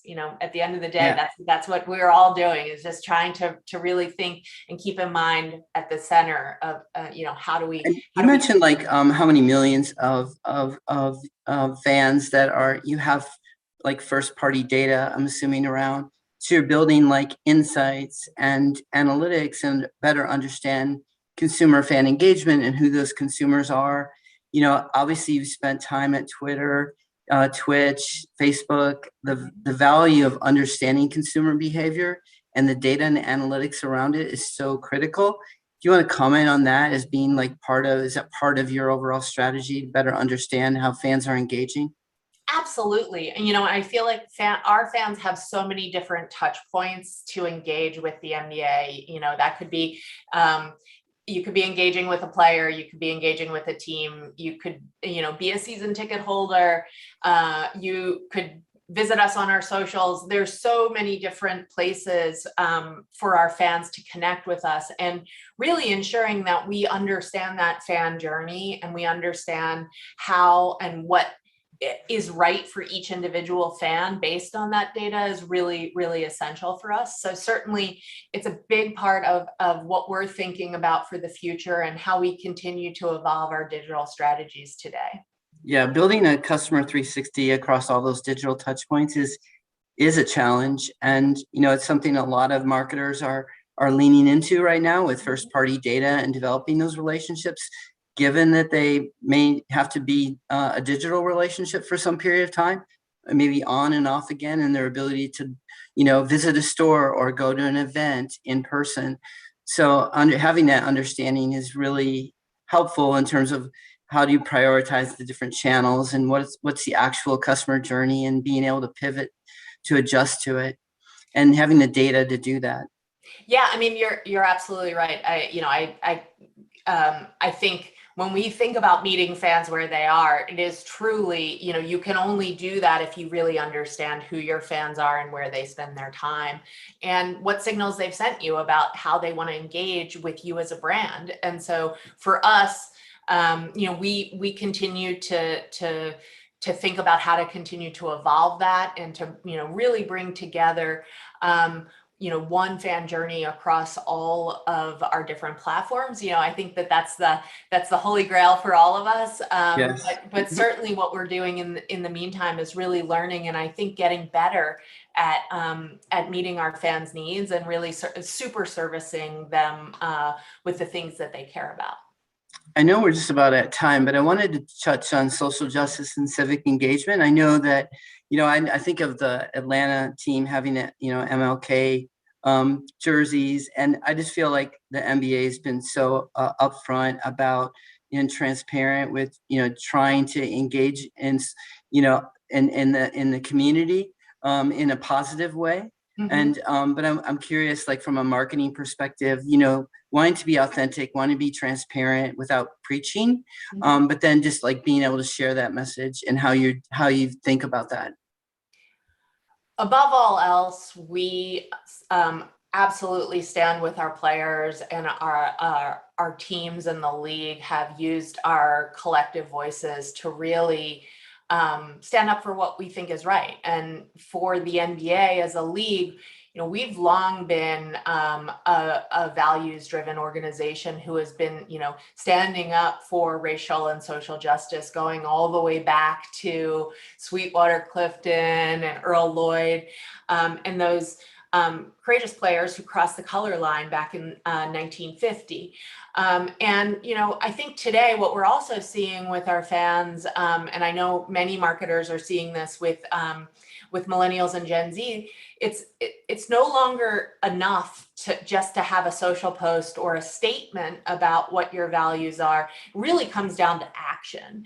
And so what we really wanted to do in this most recent period is not just to talk about and to support our players, but to really drive to that action. And so we set up the NBA Foundation, which is our first ever foundation, where we're dedicating $300 million over the next 10 years to economic empowerment of the Black and Brown communities, including jobs, education, and really focusing on how we can make a difference. And then also, after the shooting of Jacob Blake, we set up the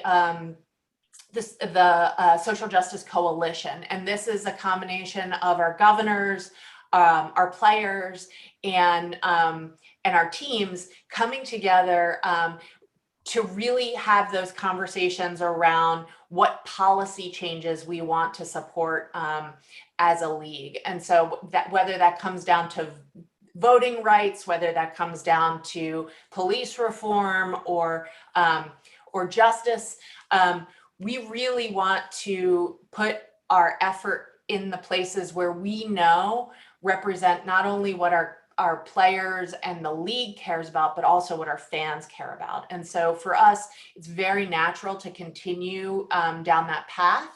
But at the same time, we know we're just getting started. This is a multi-year commitment that will take a long time.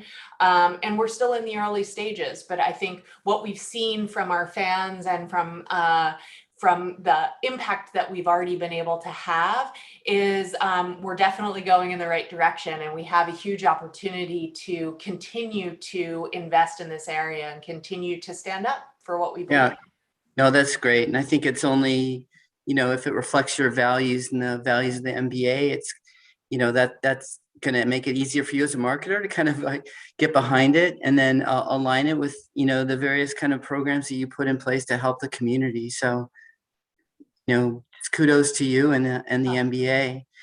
So I think we've got a couple of questions. I thought we would touch on these before we break. First one is, you mentioned that gaming and Fortnite and NFTs and Top Shot, the NBA is always on the forefront here. And are there new platforms or technologies that you have your eye on that might be the next gen set of technologies that you're looking to engage through? Well, we continue to look at technologies and how we want to use them kind of through three lenses of, what we know our fans really want is access. So whether that is new ways to experience the game through camera angles, through audio, through, behind the scenes, what's happening, what the tunnel walk is into the arena. Access is a big point. Personalization. So really understanding that you may be a stats guy and I may be an influencer girl, and that we can have a very different NBA experience and that is very personalized to what we're into. And then community. I mean, we've talked about this a bunch today. I think we recognize that our community just really wants to come together in a variety of different ways. And so we're continually looking at technologies that allow us to do that. And so, we have done a great deal of content on Clubhouse. We're continuing to look at all of the places where not just Gen Z spend their time, but also Gen Alpha. So there's more of that to come. And I think, that is something that I am personally very passionate about and will continue to explore. And I think you'll see some of that going into next season. Next season, great, awesome, that's exciting. The last panel mentioned the connection between the MBA and fashion and music and other areas of culture. So how do you think about that intersection? I think we talked about this briefly as it relates to your campaign for That's the Game, using music and fashion. I think can you comment about that? I think there's a certain affinity for MBA and those. Yeah, I mean, for us, it's a part of who we are. It's a part of how our players engage with us and how they engage with society. And so for, there are jokes that, musicians want to be basketball players and basketball players want to be musicians. I think that because what we see is that convergence of culture these days of, just between fashion, between music, between sport, and between gaming and influencers, there's a really great ecosystem that comes together. And I think it's really driven by culture and who people are and what they're into. And it's just very natural for our players and our brand to be a part of that and to engage with our fans in that way. Yeah, if you ever watch the pregame warm-ups, they're wearing the Beats or their headsets and listening to music while they're shooting. So it does seem like there's definitely a natural fit there. We definitely see it every game, all day. I mean, you look at how players arrive at the arenas before their games, and it's basically a catwalk. And so it's really fun and a great way to understand not just who they are on the court, but what they are interested in, off the court as well. Yeah, I imagine also there's obviously the affinity between fashion when it comes to shoes. And we know that basketball shoes are art, are collectors. There's a whole community around basketball and just shoes, and certainly Nike. So I think, and that's one area of fashion. I imagine you guys are heavily involved in that kind of partnership.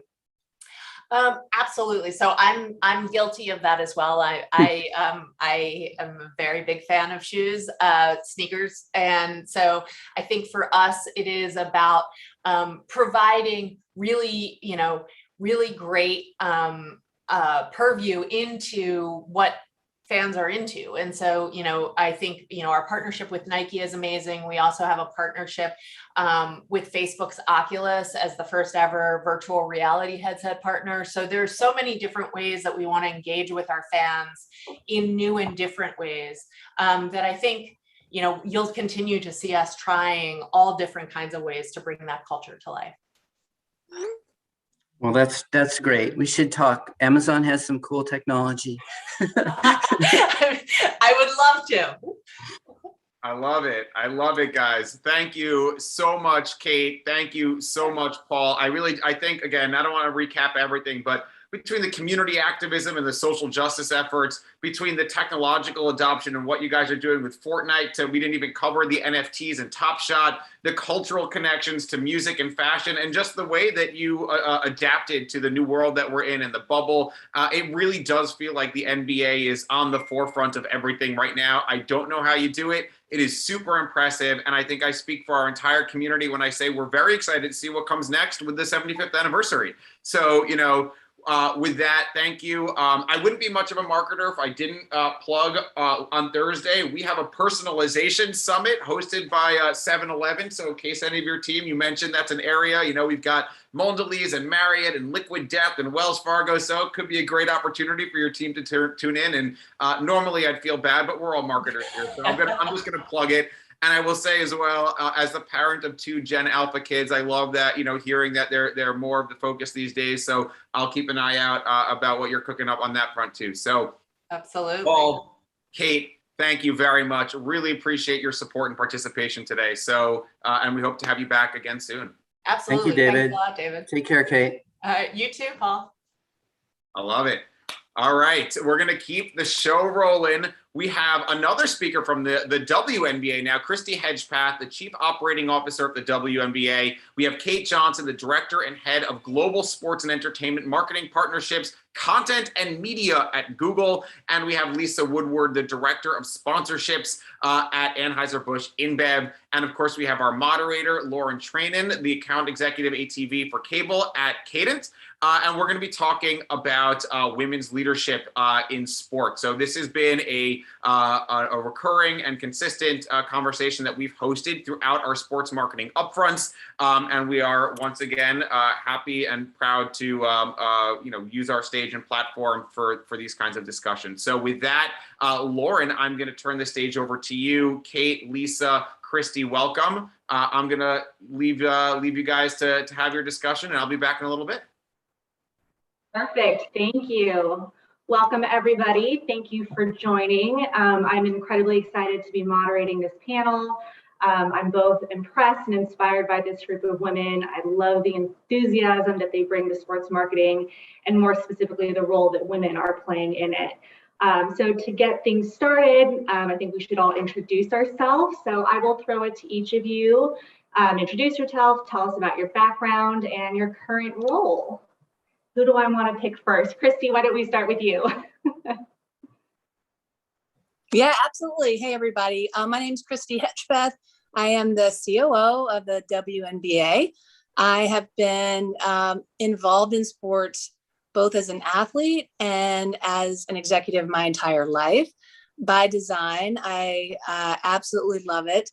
I have been, before the NBA, I was in the sports apparel and footwear industry, doing a lot of marketing roles and managing a few business units, and then had the opportunity to join the NBA. And I started out in a group called Teambo, which advises teams on revenue and driving popularity, and then had the real pleasure of coming over to be the COO of the WNBA and to help lead our business transformation.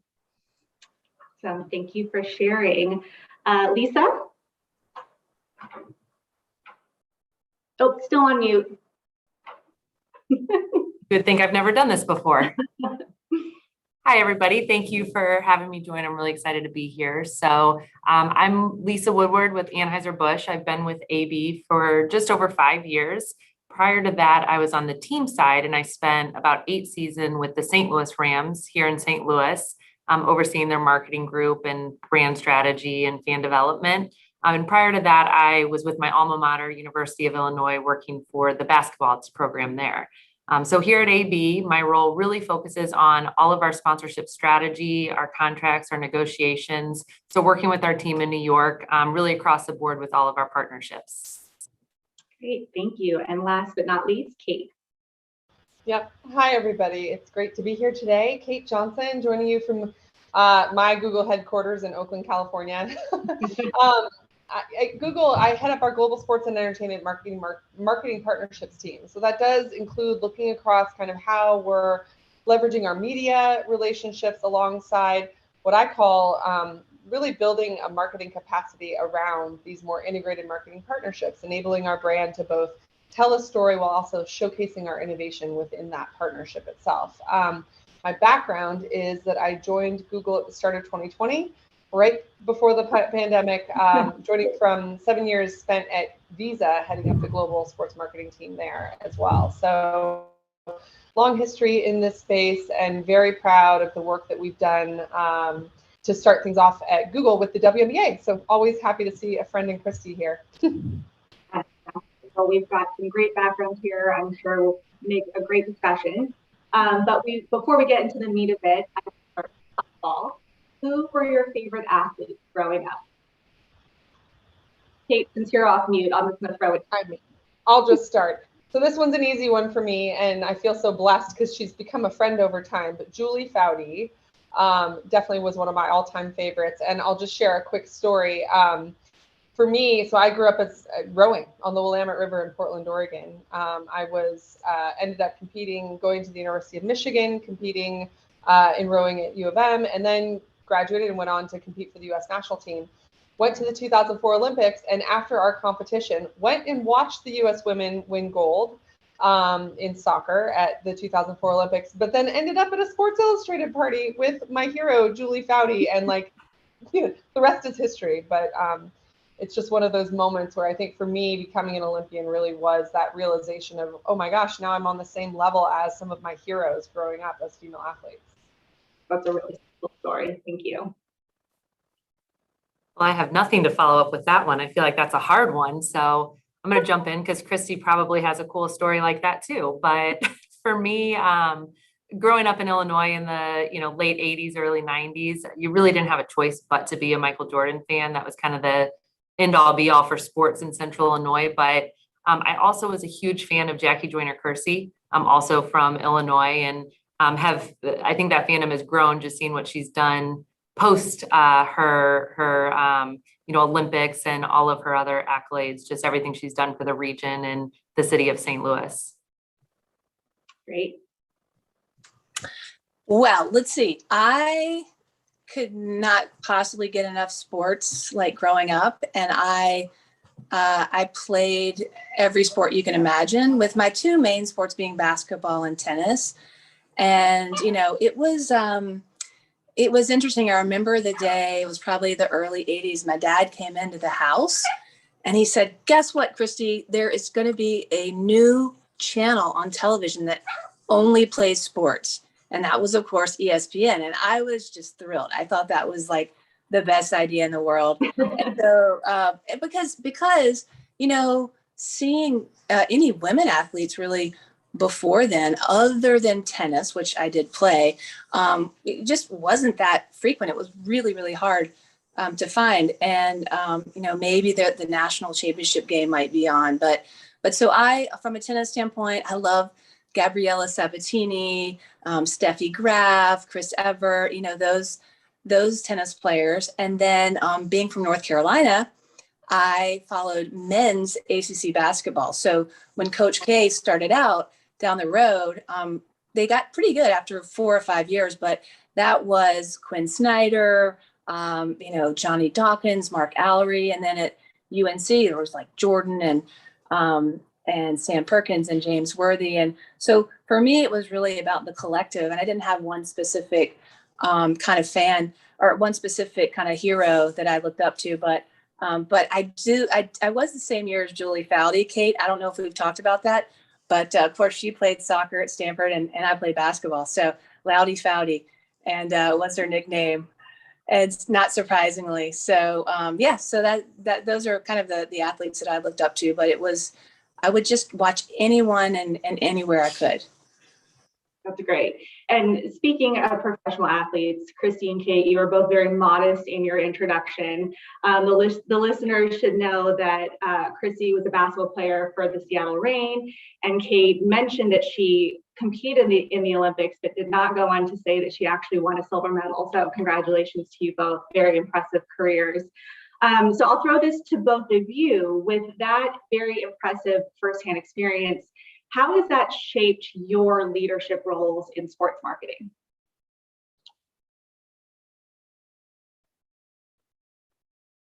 I mean, I'll jump in because Hedge disappeared for a sec.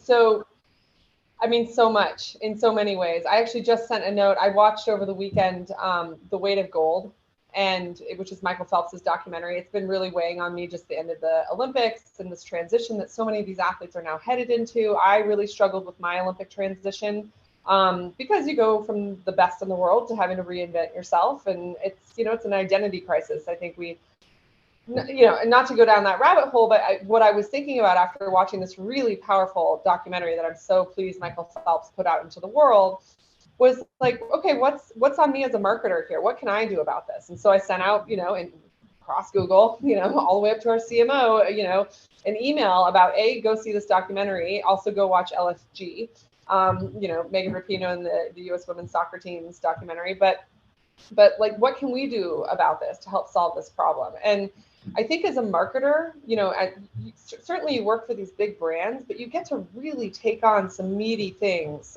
in your role as a marketer as you think about the responsibility of these brands out in the world. Both at Visa and at Google, one of the responsibilities that we really take on and that I took on was, if you're going to put a message out in the world, what's the truth that you're going to speak? Are you just adding to the noise, or are you actually standing for something different? And so for me, knowing that I've been fortunate to work for two brands that have like their own role in the world that people look to and derive responsibility from, but that also like we have the power to actually really make a difference and to lead change if we're thoughtful about the message that we land.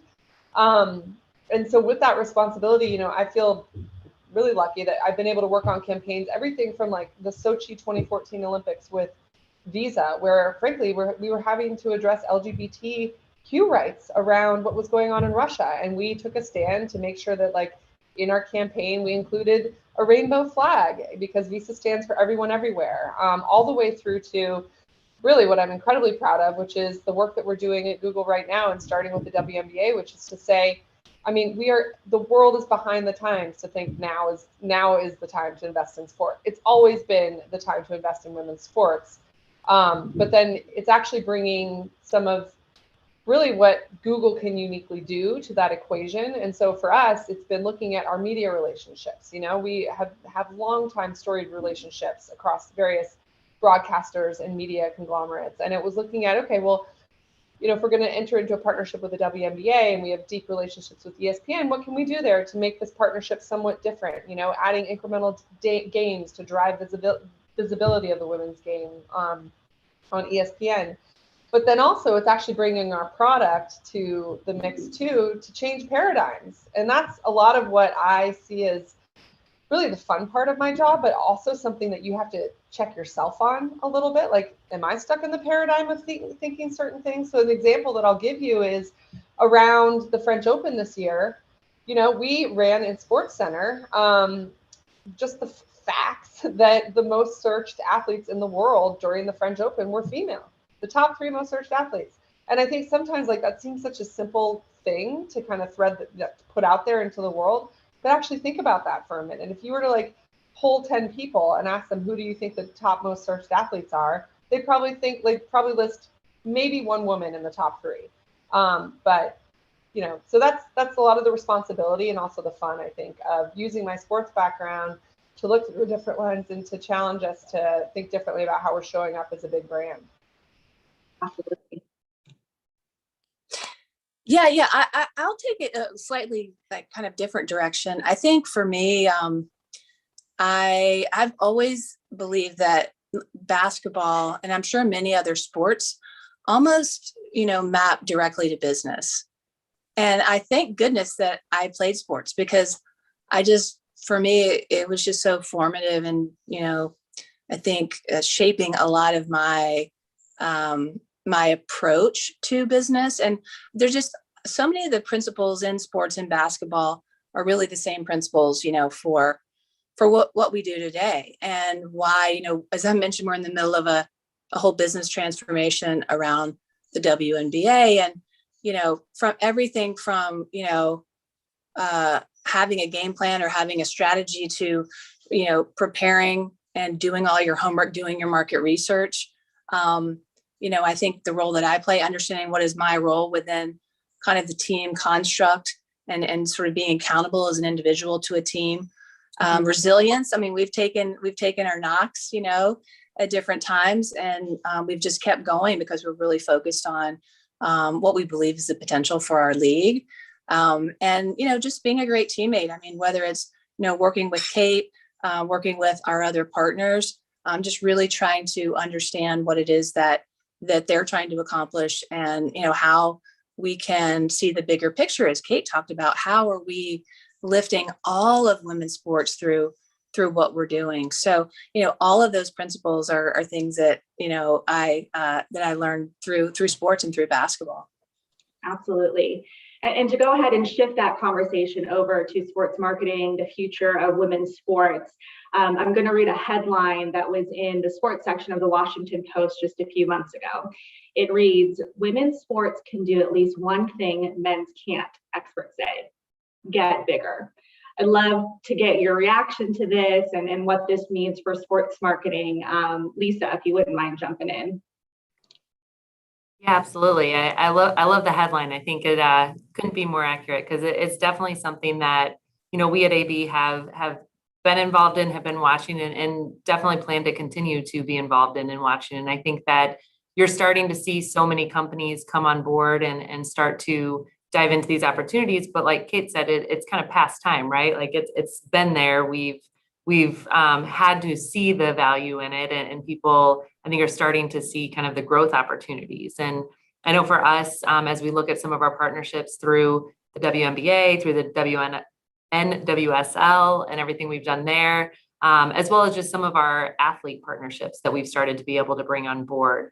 We're always looking for different ways to get more involved and really help elevate the game, as well as these women and everything that they're doing for their community, for the country, for everything they're doing across the board.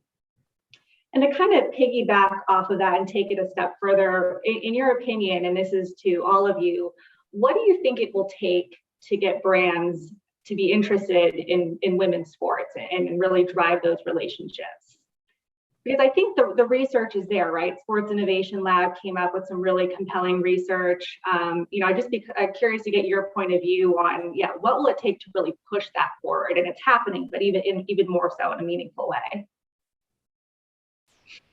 Yeah, I mean, my perspective is, I think we need to, it's not just on brands. It's like, I mean, one of the things that we spent a lot of time addressing at Google was like understanding what the wheel looks like.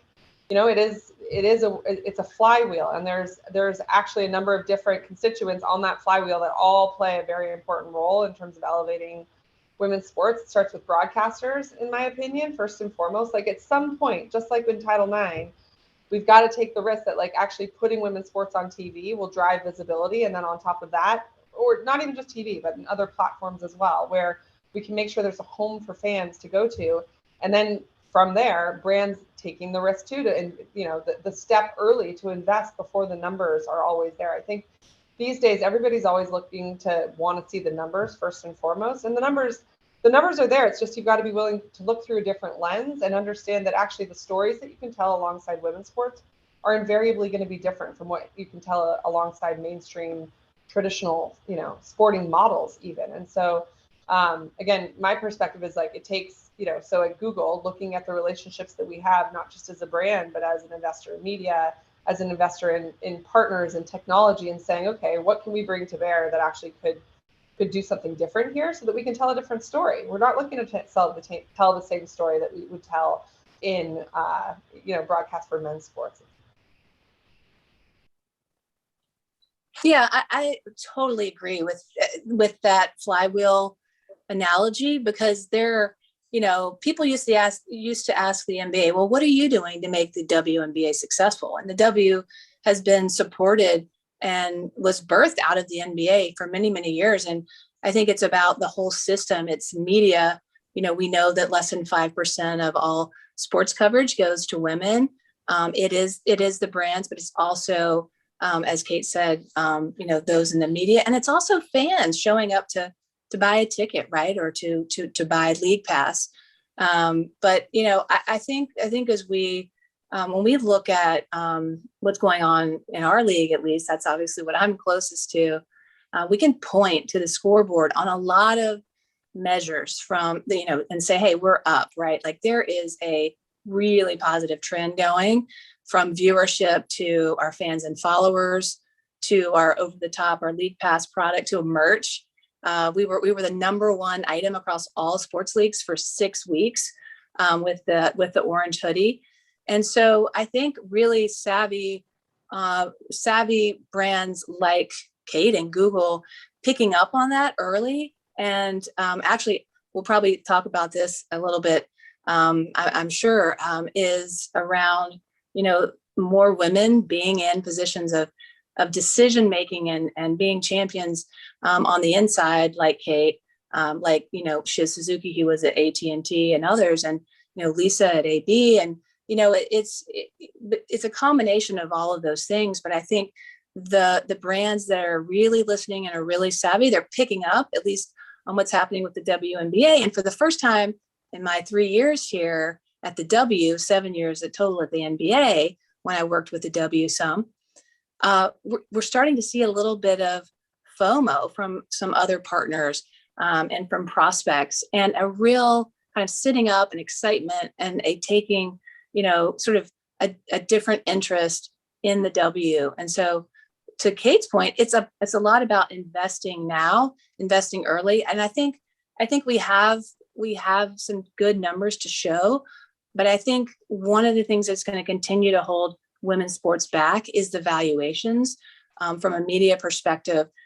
Still, in our view, are far too discounted, and they're measured in the same way that men's sports are measured. And so I think that's one of the biggest hurdles that I think we still have to sort of break down. If there wasn't a heat advisory in St. Louis, I was going to wear my orange hoodie today, but thought it might be a little much. But I want to echo what Christy said. I think having, you need a Kate, right? You need someone in your organization to really bring it forward and say, hey, look, we're not going to look at this the exact same way as we do men's sports, but here's the opportunities, and here's who we can reach, and here's what we can do. And, from our perspective, it's looking at, from a branding standpoint, what brand do we want to lead with? What's the right mix? What's the right fit? But there's so many really unique and cool stories that you can tell that are different and reach sometimes the same audience, but a lot of times a different audience than what you're doing on the other side. Right, absolutely. Well, we could actually cite a real life example partnership. Through our conversation last week, I learned about a very exciting and groundbreaking partnership between the WNBA and Google.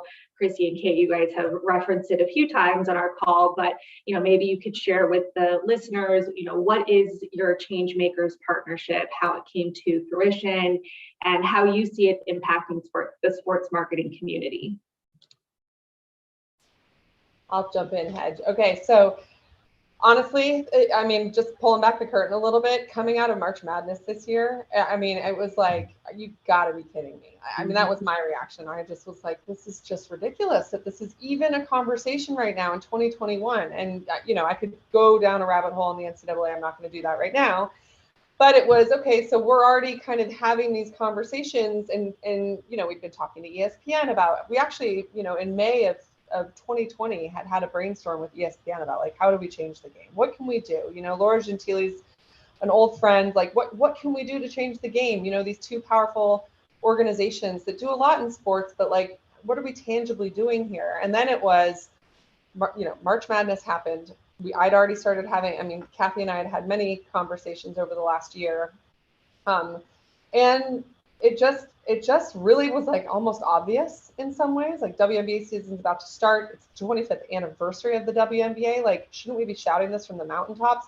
oh, and by the way, they're heading into the Tokyo 2020 +1 Olympics where, you know, Sue Bird and Diana Taurasi are going to become the most like gold medal winning women ever, period, in basketball. I mean, it's insane. And like, and how are we talking about this? And what's the role that we're going to play? But we'd also at Google uncovered really what I call kind of like our red thread too, which is like, hey, how are we going to show up in the sports arena? And how can we be more helpful to fans? Because that's really what, you know, I see as like my mission is with and through these sports and entertainment marketing partnerships, but really starting with sport, like how can we make sure that fans are getting more of what they want alongside the thing that we want? And when you look at women's sports, they're not getting enough of what they want just by virtue of the fact that like finding women's sports is so hard. You know, watching the game that you want to watch when you want to watch it is far more difficult than it should be. And so, you know, having spent a year trying to meet every human possible at Google that does the jobs and just, you know, drinking from the fire hose, it was kind of like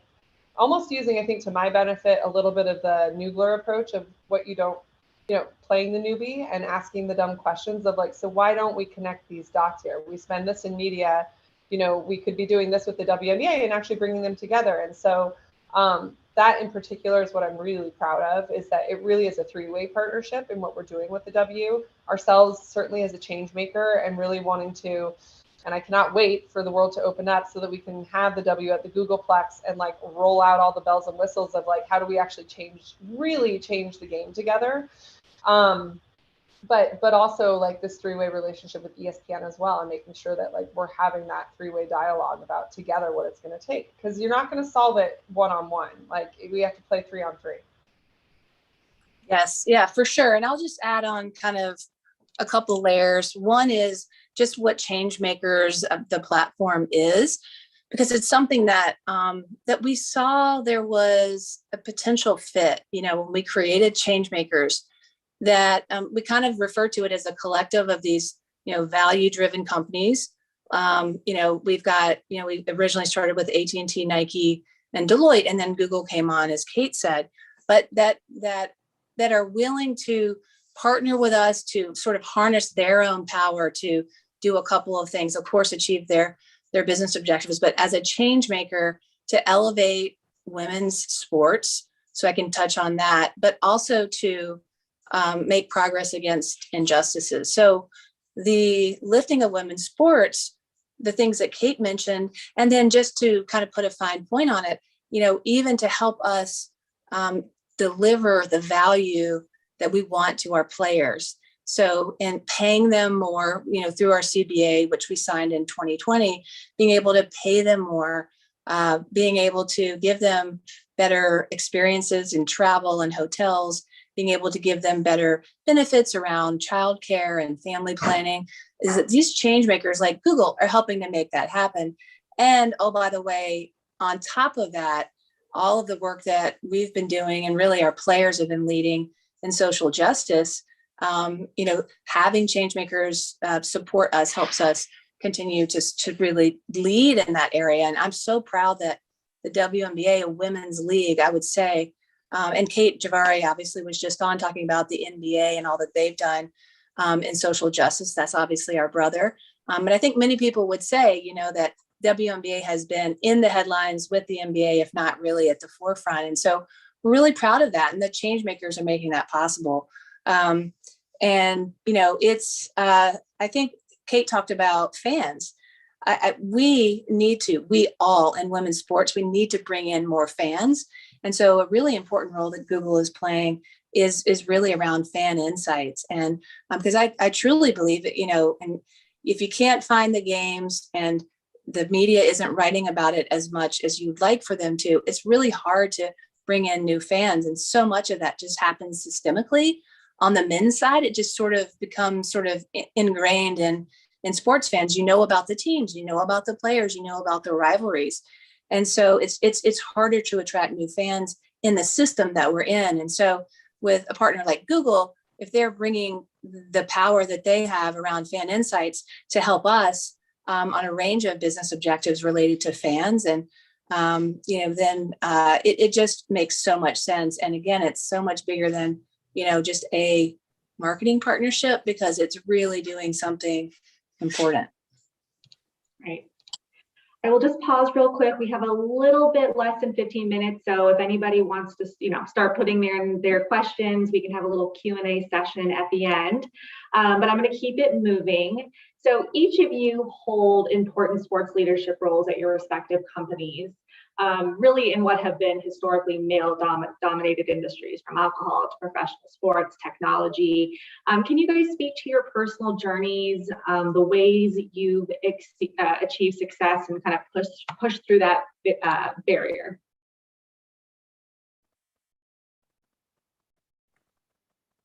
Happy to jump in here. I think for me, I've worked in two largely male-dominated industries with both the team side and the alcohol side. But I came to terms with the end of my athletic career a lot sooner than the other ladies on the panel. Mine was closer to 16, 17 probably. But I do think that even from my playing days growing up, I played all the sports growing up, and just what you learn on a team. And I know Christy touched on this too, but the team mentality and everything I learned from that team atmosphere, I think has helped me transition over into the business world and just learning how to work with all different people, whether it be male, female, different backgrounds, et cetera.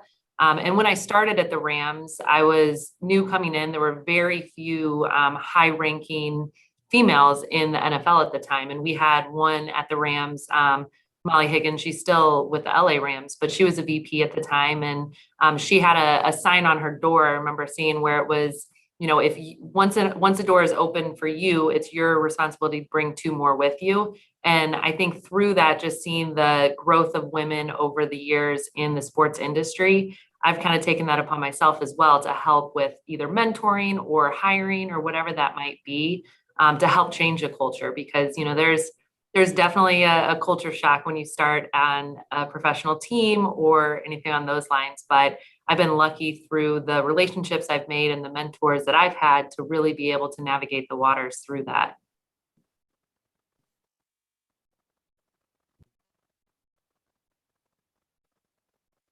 Oh, no, Christy's still there.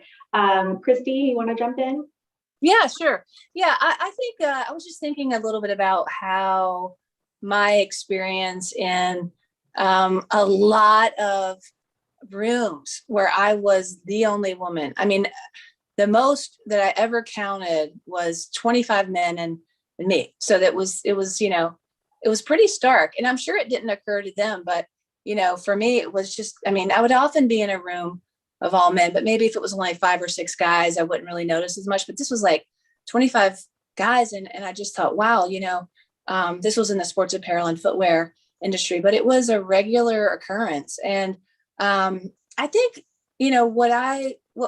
what's been helpful for me to sort of hopefully, build on that experience and grow in my career and move on to other things, was to build one-on-one relationships with the guys that I worked with. So getting to know them first, as individuals. And then, of course, I think, if there was a big meeting, then I knew that I might align with, a couple of those guys. And then you go into a room and you don't feel as you just feel more prepared, I think, to have a friendlier room where you can feel comfortable.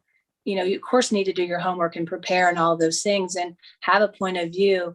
But I found that as I built my relationships with the guys individually, that when we were together as a group, making decisions, debating things, brainstorming, that I was more comfortable speaking up and being assertive. And because I know so many women, it can be intimidating, but I think what that did was it just built confidence for me younger, earlier in my career. And I don't think that sports hurt that either. Like most women who play sports, you end up playing against guys a lot. So, I definitely love to see that things are changing. There's a really palpable shift. And, as Lisa talked about, the ranks being a little bit more balanced, which is great to see. But I think if you're going to be in this industry, you're still going to find yourself a lot of times with not a whole lot of women. And I think it's just important to figure out how you can thrive. So those were a few things that really helped me and seem to work well. Yeah, I'd love to build on that. I think I was very fortunate in that when I started off in my sporting career, post Olympics, I started in Olympic consulting. So in a lot of ways, like I actually used my experience as an Olympian to be like, I know more about the Olympics from the inside than anybody else in this room. And so it gave me certainly a different confidence in a lot of those rooms where I really was the only woman in the room. But there was a very pivotal moment in my career at Visa, frankly. I'd come in to kind of lead the Olympic vertical, and I kept thinking to myself, I got to get out of the Olympic vertical. Like, I love the Olympics, but I'm so much more than the Olympics. I want my career to be about more than the Olympics. And we were hiring for my future boss. And, I kind of saw these guys come in and out of the interview process. I interviewed a few of them, and I went away for a weekend and had this thought, like, I mean, these guys that we were interviewing have been my peers in some respects. Like, some of them were more senior, but a number of them were peers. And I was like, what am I doing sitting on the sidelines of this? And at the same time, I'd read this quote about how, men are like 90% likely to go for a job they're 50% qualified for, whereas women are 50% more likely to go for a job they're 90% qualified for. And I'm like, I am qualified to do this job. I could do this. So I called my boss on the Monday and I said, I'm putting my hat in the ring. I want to be part of the interview process. And to his credit, he was like, I think you'd be fantastic at this. I'm glad to hear you're throwing your hat in the ring. And I hadn't thought of you, immediately, like off the top, but like, I'm glad. So, but it's a good comment to like, no one's going to advocate for you if you don't advocate for yourself. Right. And so I think doing that, really the rest is history, because I think I really learned something powerful in that conversation of like throwing my hat into something that I was a little bit nervous about, but ended up getting. And I would just encourage anybody, if you think for a second that that's something that you might want to go for, just go for it. The worst thing that could happen is that you learn something about yourself along the way. Right. No, I love that story. I think it really speaks to the fact that the qualification is there. It's just that, confidence to go get it. But now that you have all found yourselves in leadership positions at your company, this has been touched upon a few times. You are bringing a new lens, new conversation points, and these are elements that are just really helping companies grow and connect with fans, connect with their consumers in ways that they haven't before. So I applaud all of you for those efforts. I'm going to go ahead and look over at the Q&A real quick. So one question that came in was, I'd love to hear about the role of live stream in your space, as it's something that is here to stay. So maybe how that's impacted, sports marketing, partnerships, obviously that space is really growing. So anywhere you guys might want to take that question. I mean, I can take just a quick stab. I mean, for us, I may have mentioned our over-the-top, our streaming product is called League Pass, and there's also an NBA League Pass. We have seen close to 40-50% increase in subscriptions and revenue this year. And what it does is it gives it gives access, obviously, for fans no matter where you live to watch our games, and it also creates it really helps create a relationship more so with our fans. It helps us build our database, and I mentioned before, we're really looking to expand our fan base. And so, we certainly have plenty of, partners, broadcast partners, obviously ESPN, we have CBS, we have Amazon, we have NBA TV. And so some of the games are blacked out, but we really have found a lot of success as our brand has grown. Demand for kind of the over-the-top product has grown as well, and that's something that we're going to continue to focus on and build out our capabilities a little bit more and invest more in that area as we go forward. But it's been something that has seen a lot of growth as a lot of our other metrics, but it allows us to be closer to our fans and understand more about our fans. Right. Go ahead, Dave. Well, I was just going to say, I think we're going to continue to need both, but I do think live stream for women's sports in particular is going to be, I think it's an incredible opportunity because, it plays to existing fan bases who want more and want to be able to find what they want to watch when they want to watch it.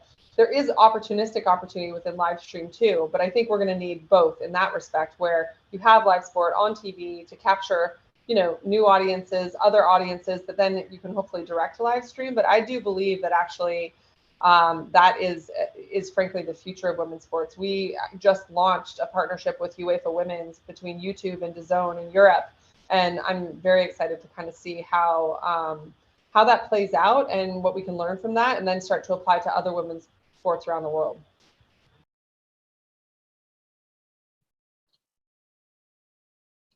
Awesome. Thank you. David's appearing, so I believe that's our cue that our session's over. It is. I didn't want to hit the gong before if you have any closing thoughts, but no, this was really wonderful. It was inspiring just hearing about kind of your personal journeys and the lessons that you've learned that you've now shared with our community. So thank you. And of course, I think, I'm not sure if any of you saw, we had our last sports marketing upfront was soccer focused. We had Lisa Baird, the commissioner of the National Women's Soccer League, who was echoing some of the things that you guys are talking about. Really, the world is ready, for the networks and the brands to support women's professional sports at the next level. And I really hope that we see that happen in the near future. And to your point just now, if anything, the way that people have embraced, tuning in virtually and that the brands and the leagues have embraced live streaming will only hopefully expedite that. So again, thank you, Christy, thank you, Kate, thank you, Lisa, thank you, Lauren, for sharing with us and joining us today. And I hope we can have you all back again soon. Absolutely. Thank you. All right. So we're going to keep the show rolling. We do have one last session today. We talked about it a little bit throughout the program earlier, what the NBA has done with NFTs or non-fungible tokens and pioneering the way for how they're using this technology for consumer purposes through NBA Top Shot. And we have Adrian O'Keefe here, who's the AVP of Consumer Products and Gaming Partnerships at the NBA. I see we have Darren Markovitz here, our moderator, the head of sales for Together, formerly of Together Labs, formerly IMVU, right, IMVU. And then we have Katie Tedman, who's going to be joining us as well. And Katie is the head of partnerships at Dapper Labs, powering a lot of this innovation on the NFT and Top Shot side. And if I think I see Katie tuning in. I see Darren and Adrian here. Welcome. How are you guys doing? Great, guys. Doing great. Thank you so much. Fantastic. And here we have Katie, who I think joined us a few years ago. I think we met, maybe it was in Vegas at CES. I don't know, maybe if you were with the NFL in those days. It was a number of years ago. So I love how things come full circle. So welcome back this time to our virtual stage, Katie. So Darren, I will leave it to you to get everybody introduced and kick things off, and I'll be back in a little bit. Sure, great, guys. First of all, Adrian, Katie, thank you so much for setting this up, and of course, Brand Innovators for setting up what I'm really, really excited about, this really wonderful panel. These two individuals are responsible for bringing NBA Top Shot to the wider community, and more importantly, it's been one of the most successful consumer utilizations of blockchain technology that I certainly have encountered. So I've been really privileged to talk to you both, and I'm excited to chat with you with the larger community. My name is Darren Markovitz. I represent IMVU and Together Labs. So we create technologies that empower people worldwide to create and connect and earn virtual worlds. IMVU is the largest avatar-based social network with 300 million users. And we're here, as I mentioned, to discuss NBA Top Shot.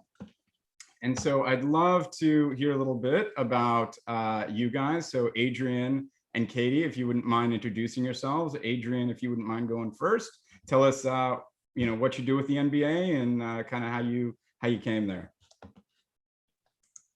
Yeah, sure. And thanks again for having me. Excited to be here to talk about Top Shot today. So a little bit of background about myself. So I started my career actually in tech, spent a number of years working in corporate partnerships at Forrester Research. And then pivoted and went to business school and got an internship at Nike, which sort of opened my eyes to the sports world. And so after graduating, was fortunate enough to land at the NBA. And I've been here, not to date myself, but coming up on 8 years now. And I currently oversee the league's consumer products and gaming team, which includes a number of different categories, but the largest being our video game business, also now NFTs and our other digital goods, and then traditional hard goods licensing. Great. Thanks so much, Adrian. And Katie, please tell us a little bit about yourself. Sure. So I lead brand partnerships at Dapper. I'm pretty much focused every day on finding ways to bring blockchain technology to consumers in a way that creates consumer value. And so we feel like we've done that a bit with Top Shot. When you look at some of the marketplace transaction volume, just how much of the value of that product is captured by consumers is pretty staggering. I'm sure we'll get into some of the details later. I came up through the sports world myself. I was most recently with the NFL, and before that with the NHL, starting out my career at ESPN. So have almost always been in consumer focused marketing or digital roles. So that kind of common thread of bringing fans value in different ways has been something I've been passionate about for a long time.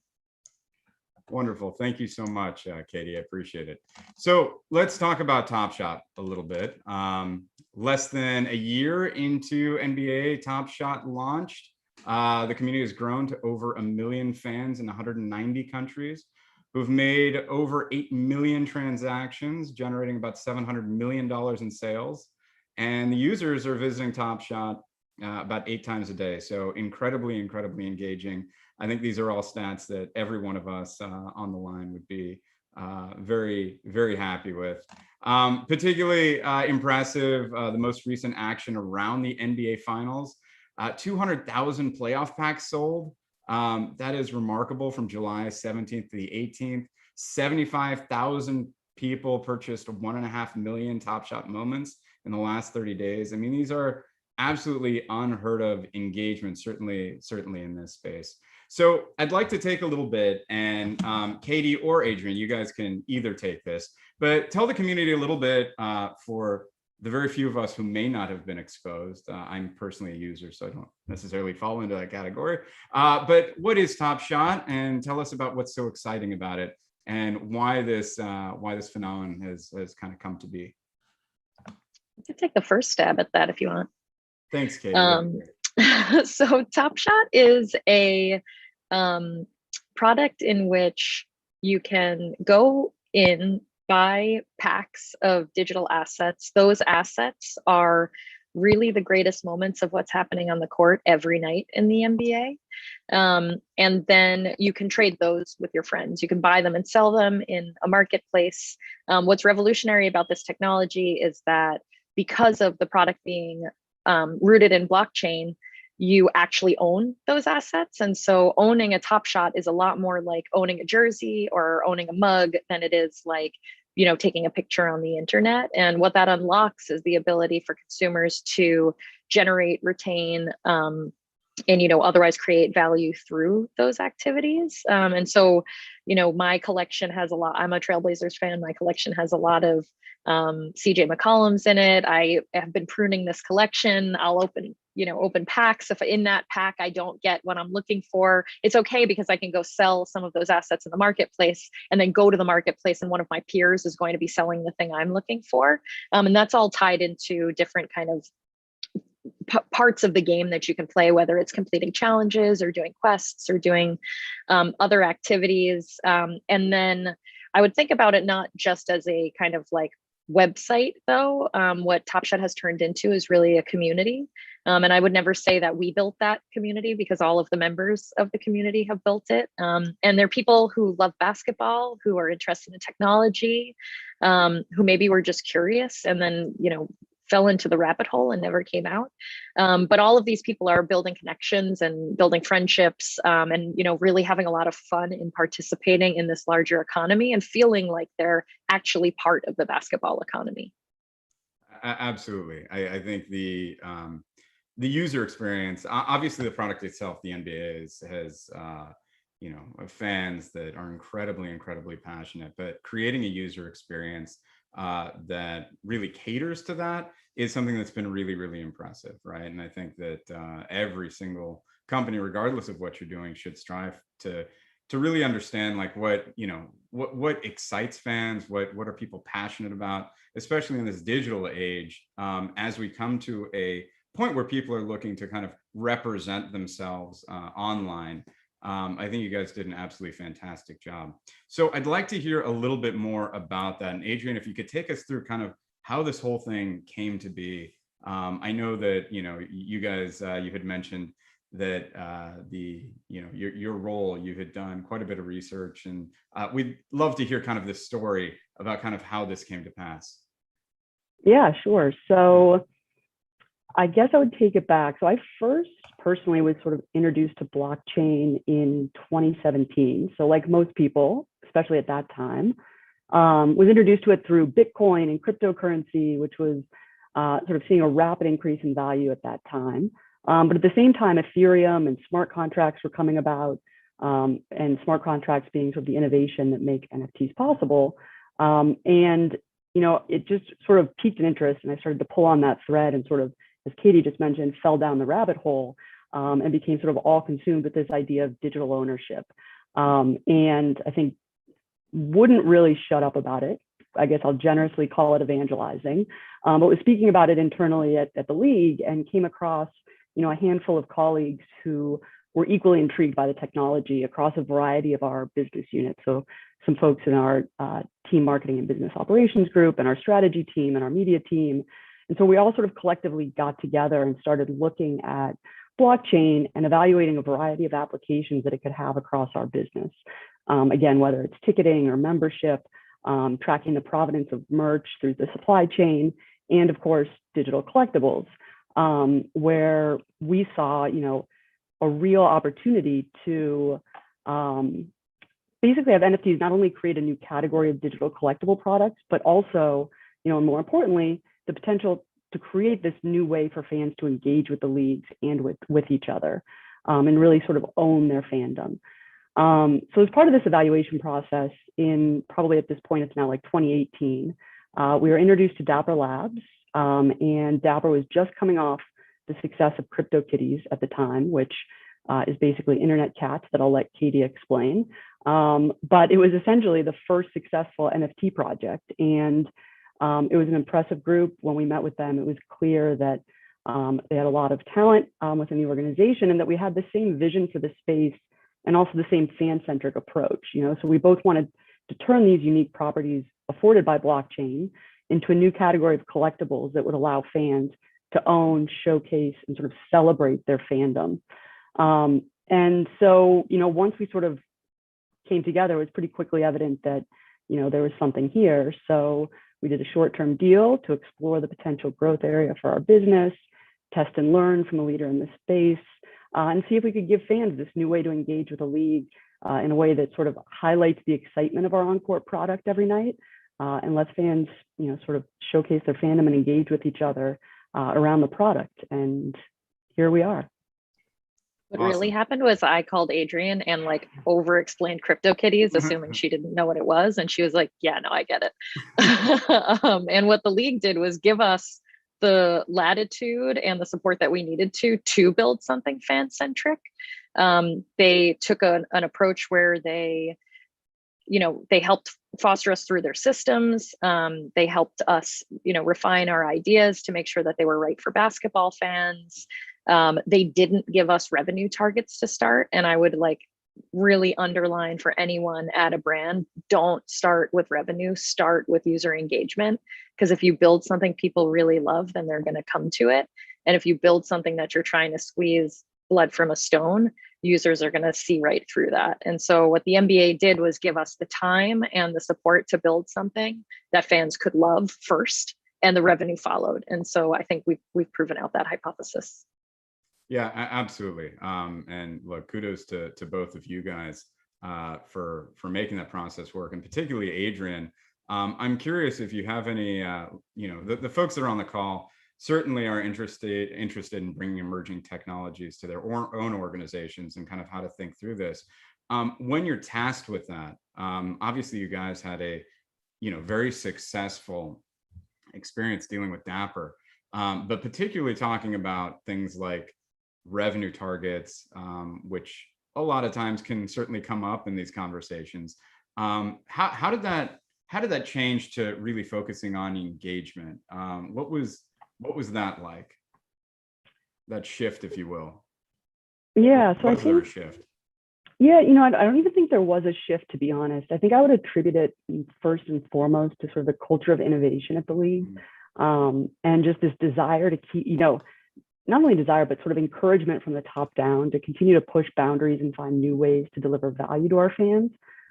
And, I sit in the revenue generating department, which is always, sort of in the back of our mind. But when it comes to new technologies and new opportunities to, bring value to our fans, bring new ways for our fans to engage with the league, like that does come first and foremost, particularly when we're sort of learning in a new space and seeing how it develops. So I think, like, as Katie mentioned, we took a fan-centric approach, but at the same time, we did want to see, and we did know that if this was successful, there's a variety of ways that it could have impact across our business. So you can see a way where, would it improve the in-arena experience if fans were able to take home and own a play from that game as a memento? Could you see a similar application for viewership? Like if you're watching a game on League Pass, would it be great to own one of those moments and sort of commemorate that time that you watched the game? And sort of, I think the fact that we were evaluating it as a cross-functional team with who each had a foot in sort of a different area of our business and could see those applications come together, it was sort of an easy case to make of like, there's a lot of different ways we can engage. If this is successful, it'll span across our business and then revenue will follow. So that was sort of the case that we made internally. And thankfully it wasn't that hard of a case to make, although Katie was patient enough to sort of teach us all about blockchain along the way. So it was sort of a step-by-step process, but it wasn't as hard as you might think. I think we're also nonstop piloting, right? Like Adrian brought us an idea around All-Star time to announce the Rising Stars roster through Top Shot. And we were like, that's a great idea. Like imagine a partnership where we've been open enough with the NBA and the NBA is open enough with us to bring us ideas like that and to try out new things within the product.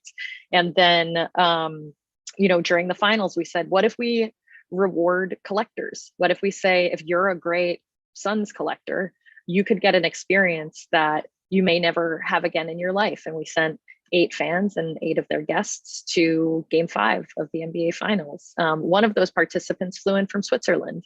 And so that may truly be a once in a lifetime experience that's been afforded to them because of the depth of their fandom and because of how great their collection was, and because of those kind of actions that they took in their fandom. And I think that kind of concept of rewarding fandom has been a little intangible up until now. And what blockchain does is it brings it real tangibility. The things that we kind of reward in the product are curation. Like, how does your collection represent you as a fan? Holding assets for longer periods of time. So not just, flipping and speculating, but being a true fan. Supporting players who maybe get less love. We try within Top Shot to hit as many players as possible and not be too concentrated in that like top 10, recognizable athlete category. And really what that does is it helps people get to know their teams better, get to know other teams better, and really spend more time talking about those things. And we hear it from collectors all the time that either they weren't fans and they became fans, they picked a team, they bought a jersey. There's maybe, at some point we'll get into a study of what does that implication look like for other areas of merch sales and other things. We've heard from people that they were lapsed fans, so they had fallen out of following the league, and this reminded them how much they loved basketball. And because the product is 100% focused on the best stuff that happens on the court and all of this like great spectacular play, of how could you not fall in love with basketball again through that? And then we have huge fans who are like, this is so great, I've gotten other friends into it. This is just like exactly what I've been looking for in a way to kind of like solidify or authenticate my fandom. And so there's kind of something for anybody in there. Absolutely. And I think you touched upon something really important, right? You not only created this incredible experience, you brought in 2 very important elements here, right? One was this social or community experience as well. But the other one obviously is, taking something that is already really, really, certainly popular, which is the unboxing and, kind of the pack drop and all of these things, assembling your pack composition, all these things are obviously wildly successful in, for lack of a better term, the real world. Bringing it, kind of the core components to this digital experience is, I assume is part of the reason why it's been, frankly, so successful. Just creating something on its own, it probably wouldn't have gotten there. But understanding, and Katie, having your big background in, with CryptoKitties and, other successes that the company has had, and ensuring that that has been a component of any experience that you guys are creating, I think, certainly has been really, really important. Can you talk us through a little bit, about how, for lack of a better term, kind of the MVP, or what was the first iteration of this? What did it kind of look like, and how did that evolve? And, I understand that revenue targets weren't quite there, but can you talk us a little bit about early indicators that suggested this was going to be wildly successful? Yeah, I mean, when we launched, it was like a mess, right? The technology was unproven. We launched in a closed beta, and the MBA was supportive of this so that we could make mistakes. And we started with 30, a mix of crypto people, what we called crypto people and basketball people, to just test the product and, see how they felt about the pack openings and see how they felt about all of those things. Our first pack drops took us days. It would be like those fans were with us for hours and hours and hours. And we're so great at providing feedback. And as we expanded, invited their friends. And I think that's part of why just structurally it moved so quickly, was because we set up a structure where you would want to invite your friends, and that like word of mouth effort really worked for us. But we started with just pack drops. The marketplace wasn't even open yet. The pack drops broke every time we did it. At one point, we managed to get a pack drop done in one day, and we were like, we made it. That's so great. But then we improved and we improved and we improved, and we got to the point that we could release with a marketplace to anybody who wanted to come in. But to us, it's like a kind of a consistent improvement path. We always want to be adding, we always want to be augmenting, we always take fan feedback. And I think as other brands are thinking about the way they want to enter this space, it doesn't necessarily have to be quite as heavy as Top Shot. It doesn't have to be this like whole bespoke environment. But when you're thinking about it, think about the difference between Top Shot and what else is out there. When you're thinking about a product, are you going to be talking to your consumers? Our executive team is in our Discord server, talking to collectors and getting feedback and giving feedback. The MBA has been willing to lean in on that front. So there's this like support of the community that I think is a differentiator. There's also engagement loops. Our goal is for this to be fun and sticky and to be something you want to do every day. Actually, our goal is for it to be something we want to do every day. And so that kind of like, permeates the whole product.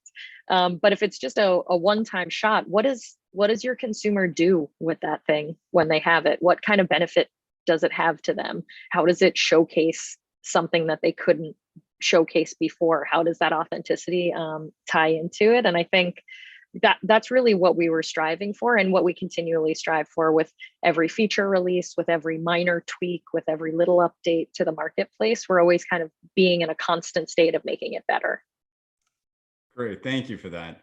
And Adrian, tell us a little bit about when you knew this was kind of successful, if you will, when this was something that really had legs and really took off. Any anecdote that you could share? Well, first I would say, Katie, we launched in closed beta so we could pretend like we didn't make mistakes. So like stop sharing all those early day secrets. I think I knew, well, I sort of knew it was going to be successful when I started seeing the product renders, and we started iterating on what the moment was going to look like and seeing it come together as a cube, and just like the superior design skills and creative process that the Dapper team was bringing. That was sort of the first like reassuring moment. And then once it started to take off and sell out, I remember actually the first time, it was mid-January, I think it was our Christmas Day pack that we were doing. And I went to go get it. And for the first time ever, I couldn't. And it was sold out. And then the next pack I went back to and the site crashed. And then Top Shot took over my life for the next sort of 6 months and counting. But it was that sort of exponential growth, and it was really exciting to see. Very, very Yeah, I cool. And think how about you, Katie? Yeah, I mean, I thought, well, Mac and I came in and pitched it. We were pretty sure from day one. But our North Star hasn't changed, right? We wanted to bring a product that celebrated the spectacular moments in NBA basketball that would drive value for fans and that people wanted to spend time in. That was like the only criteria that we had. It wasn't like, oh, it has to have X feature and it has to be, you all have to buy everything in cryptocurrency, or like, we just didn't think about it that way. I love basketball, and I was like, this is how I want to build a basketball collection. We've since got significantly more sophisticated. We've brought in people from across, the sports industry, the daily fantasy industry, physical trading cards. We're kind of pulling on all of these different threads, gaming, to understand, to bring people in who could think in different ways about the product. But I thought it was going to be successful all the way along. So I just get a little hair flip in that. But I think something Adrian said was really important. We only kind of reached the point where the product clicked 6 months ago. And so this is such a nascent industry. There's so many different applications that we're going to find out about. There's so many different ways to experiment. But I think everybody has to be a little patient with it, to a certain extent, that stuff is going to break, then it's going to get fixed. Every stone that we turn over has something under it that we're like, I wish I didn't pick up that stone, but here we are. But I think as the market matures, it's going to be a really important part of the fan experience to be able to showcase, their fandom in this way. And you could imagine a future where, you authenticate something like your Dapper wallet into Twitter or Instagram, and then you're also kind of defining your digital self through true ownership. And I think that part is like the part that gets really, really exciting, where it's like all of these disparate products are going to be really fun for people, and basketball fans hopefully will continue to love Top Shot for a long time. But that fandom is going to permeate into all of the different places that you live digitally. Sure. I couldn't agree more. Absolutely. Adrian, can you tell us a little bit, and maybe Katie, but Adrian, I'd love to hear about what's next for Top Shot, and then Katie, afterwards, we can talk a little bit more at the macro level, kind of on where you see this entire space going. But before we do that, Adrian, you guys had a very unique challenge, and that unique challenge is not only bringing this great experience to the masses, but actually educating users on what the idea of something being unique digitally actually is. Right. So verifiable fandom, that's super exciting. Taking things like the unboxing and showcasing your fandom, great. That's already been proven. But this idea of truly taking something that, for historically for, a larger audience has been something that has been quite literally cut and paste, and saying, no, you actually have something unique. Can you talk us through, what that education process is like? Do you take any role in that? And how do you view that? Yeah, well, I think we, again, sort of benefit from having a young, sort of tech savvy fan base. Sure. And a consumer that is consuming our highlights on social and, has been leaning into our collectibles and trading cards business, and understands sort of like the value of collecting NBA moments, whether it's trading cards or, other memorabilia. So I think it was sort of ripe for our audience. I think the other thing too is, we, and I think led by Dapper and their vision, sort of put blockchain in the back burner and sort of led with the product itself, and just created a really compelling experience that fans would want to engage in and would want to tell their friends about and would want to spend time in.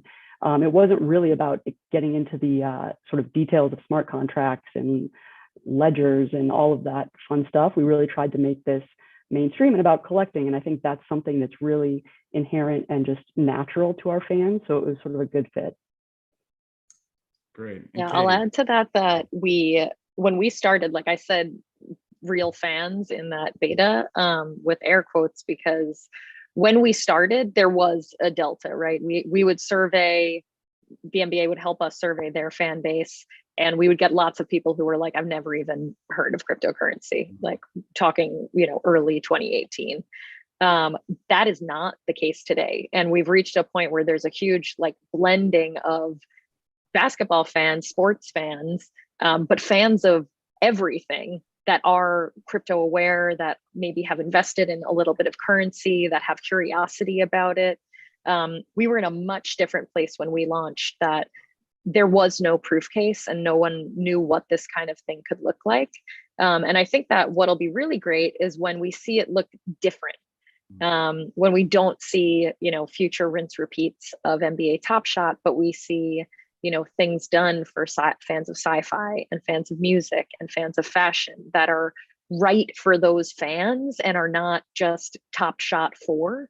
And I think that's when this industry will have finally kind of reached a point of maturity, when new ideas come into the marketplace that really speak to those subsets of fans. Because everyone out there, your fans are crypto savvy. That's just like the new reality. And we're all living in that world now. Totally. Absolutely. Great. Thanks, Katie. Adrian, really excited about Summer League. Tell us a little bit about what's next, not just for Summer League, but how that might expand to the broader NBA. Yeah. So we see, as Katie mentioned earlier, we're just getting started with Top Shot. We think, we've proven the business model. Fan engagements to the start of this season has exceeded our expectations, but I do think we're just sort of still getting started. So a couple of different things we're looking at as we look ahead. I think one is, to your point, what we're testing at Summer League right now, which is what we're calling a fandom tier. And it's this idea that if you're actually in the arena, like, let's give you access to an exclusive moment that you can't get anywhere else. And sort of what are the implications of that? Will it help drive people to the arena who maybe wouldn't have gone in the past? Does it make the fan experience in the arena a little bit better? And like, those are the types of things we're trying to test out. So we just launched our first pilot yesterday, actually at the first day of Summer League, and sold 2,600 moments in arena, which was a great first step towards making that a proof of concept. So our first goal is to just sort of expand that and make it a little bit bigger and a league-wide opportunity next year. I think we're also looking to add content to the platform. I don't want to break any news now, but we're going to be making announcements over the and ruin Katie's day. Yeah. Making some announcements over the coming weeks of just making it a richer and deeper product in terms of content available. And then I think the other thing we're looking at next year, now that we've sort of got the product, the foundation of the product stable and ready to grow on it, is brand partnerships. I think, the NBA has the benefit of having some of the world's best brands as our marketing partners. And, we see a real opportunity to tap into that expertise and work together to find new ways to bring Top Shot to our fans. So those are just a couple of areas we see next. And can you On talk the to summer, us? Oh, sorry, go ahead. Sorry, on the Summer League activation too, not only I'm so stoked about how that all turned out, like the lounge was amazing. We had hundreds of fans come through, right? Like we had one-on-one conversations over the course of the day with hundreds of fans. And the earliest ones came in and were like, we love Top Shot. Like, we knew you guys were doing this. We're here for this. Like, we'll see you multiple times throughout the day. But as the day went on, more and more people were curious. And those conversations became, oh, I just signed up for an account. Like, can you talk to me more about this? And so we think that there's also something there about, again, that blending of digital and in real life and that kind of human connection in community, that there's the opportunity also to help the community grow through one-on-one interactions with fans, whether that's in arena or at a special NBA event, or whether that's replicable for other brands. There's this great opportunity to have a conversation with your fans that may not have existed before. Very cool. And then Adrian, sorry, or Katie. Some folks on the call haven't, obviously been able to experience this live event, if you will. Can you just talk us very briefly about kind of what the user experience is like? What the user experience is like at the actual Summer League game. So do people have to go to a specific location? How are you engaging with the individuals? Is it a notification on their phone? How is this actually working? So we're testing a couple of different things at Summer League. So with our fandom tier moments, The way it works is, so as Katie mentioned, there's sort of a Top Shot setup on the concourse. And so fans go and basically are able to purchase the moment at that location. I think in the future, we're going to look to make it more sort of digital. And that is on Katie to figure out. But at the moment, we're just trying to iron out the instant moment sort of daily content delivery processes and some of the sort of back end elements, but it's a first step in the right direction. Great, thanks for Yeah, that. so- Sorry, so go ahead, Katie. When people come to the NBA Top Shot experience, they're basically like waiting in line to buy those moments that they can on site. The kind of lounge itself, though, we've programmed so that there are pack openings, and people who have maybe never seen a pack opening can experience that. We had a couple of players who came in. Actually saw a Slack conversation where someone was like, hey, we have a player who's waiting in line and he just got called back down to like do press. Can he skip the line? And I was like, what? Yes, of course he can skip the line.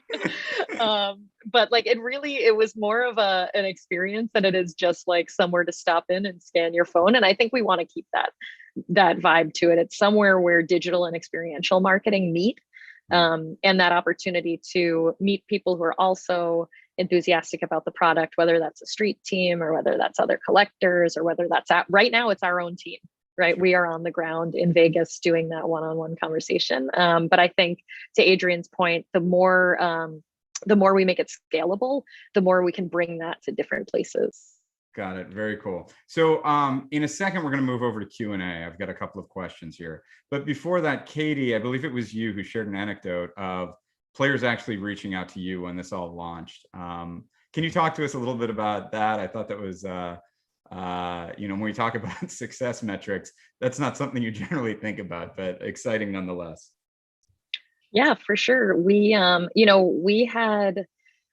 a great relationship with the MBPA. We had, talked about how do we get players as endorsers and when the time was right for that. And, when do we, like at the time, not having huge budgets, when do we like trigger that and being really kind of protective of it.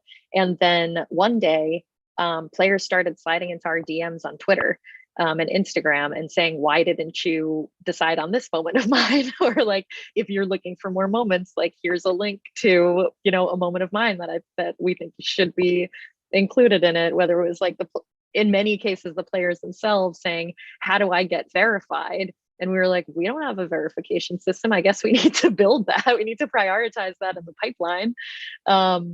And at one point, we had also football and hockey and other sport players sliding into our DMs being like, when is it our turn? And can you verify me on Top Shot? And we were like, actually, we don't have like a nuanced system to this check mark, so we can't. But like, then we're turning down professional athletes who are like wanting to engage in this product. And so at that point, it was just like super wild. We launched this verification service. The best part of that is, players like Josh Hart and Tyrese Halliburton, got so excited about it and shared that excitement. And there's nothing better than that kind of like organic engagement with a product where they're opening packs on their live streams. And like, it is like the perfect mix of showcasing something that they care about, right? They care about what their legacy is in this league, and creating a point of opportunity for fans to engage directly with players that either they love or maybe they didn't realize were so good, such good young players, and then enriching that kind of experience within the product. But yeah, Jacob, our community lead, was like, I'm starting to get like a lot of messages from players, and then we had to figure out what to do. Very cool. Thank you. So a couple of questions from the audience. First, how do you see your audience demographic expanding to be more inclusive as the industry grows and evolves? Who would like to take that one? I could probably take that one. I think we've really only scratched the surface, right? At this point, 6 months, practically 6 months in, we're probably looking at a core group of early adopters. That feels big with, significantly over 1 million registered accounts. And so it's not a niche group of early adopters. It's quite a broad group of early adopters, but I think that we could get better in points of accessibility. I think a lot of that is the education piece, that we haven't done a ton of education so far. We've let people who really like the product do that for us, but we can specifically target different demographics for sure. And I think the thing that Adrian's not allowed to talk about yet will also bring in a new demographic to the platform in the very near future. But it's really, that's also a work in progress too. Again, this true ownership thing, it did not happen in a digital space before. And so explaining that to people and then explaining it in a way that's going to resonate with different communities is going to be really important. Great, thank you. And also, so Adrian, can you tell us, how should older brands gracefully enter new technology spaces? Examples, TikTok, esports, NFTs, etc. What are your thoughts there? Yeah, I think it's just, I mean, start approaching any technology, NFT, social, it just from the lens of what your fan wants and who your fan is, rather than trying to sort of force fit your brand into something that's new and emerging and buzzy. If your fans aren't there and if your fans aren't interested, I think it's going to be a harder fit. But I would just say start with the fan-centric approach and, you know, sort of test and learn and be authentic to your brand and authentic to what your fans want. And it should sort of end up well. And I think also, I mean, the other sort of key learning, which isn't groundbreaking by any means, but I think it's choosing the right companies to partner with. I think, would we have been here if we'd gone on this on our own or with another partner other than Dapper? Who knows? But I think sort of partnering with best-in-class companies is a great starting point as well. I think you'll hear a resounding no from Katie, but that's why we have her on mute. Yeah. No. Katie, do you can you answer that as well? What are your thoughts there as well? Just guidance for brands, more traditional brands, even those that may not have, you know, an NBA type of fan base, if you will, entering into, you know, these arenas. I mean, I would guess if that question's being asked, it's because they want to have a more NBA looking fan base. Sure, yeah. But I would say start with what's great about your products. And I say this all the time, start with what you know about what you know. NFTs especially are not going to be new to you if you look at them through the lens of things that you already have expertise in, which is who are your fans? What do they love? What resonates with them? What do they spend money on? What do they spend time on? What are they telling you? If you're not talking to your fans, then you're probably doing something majorly wrong.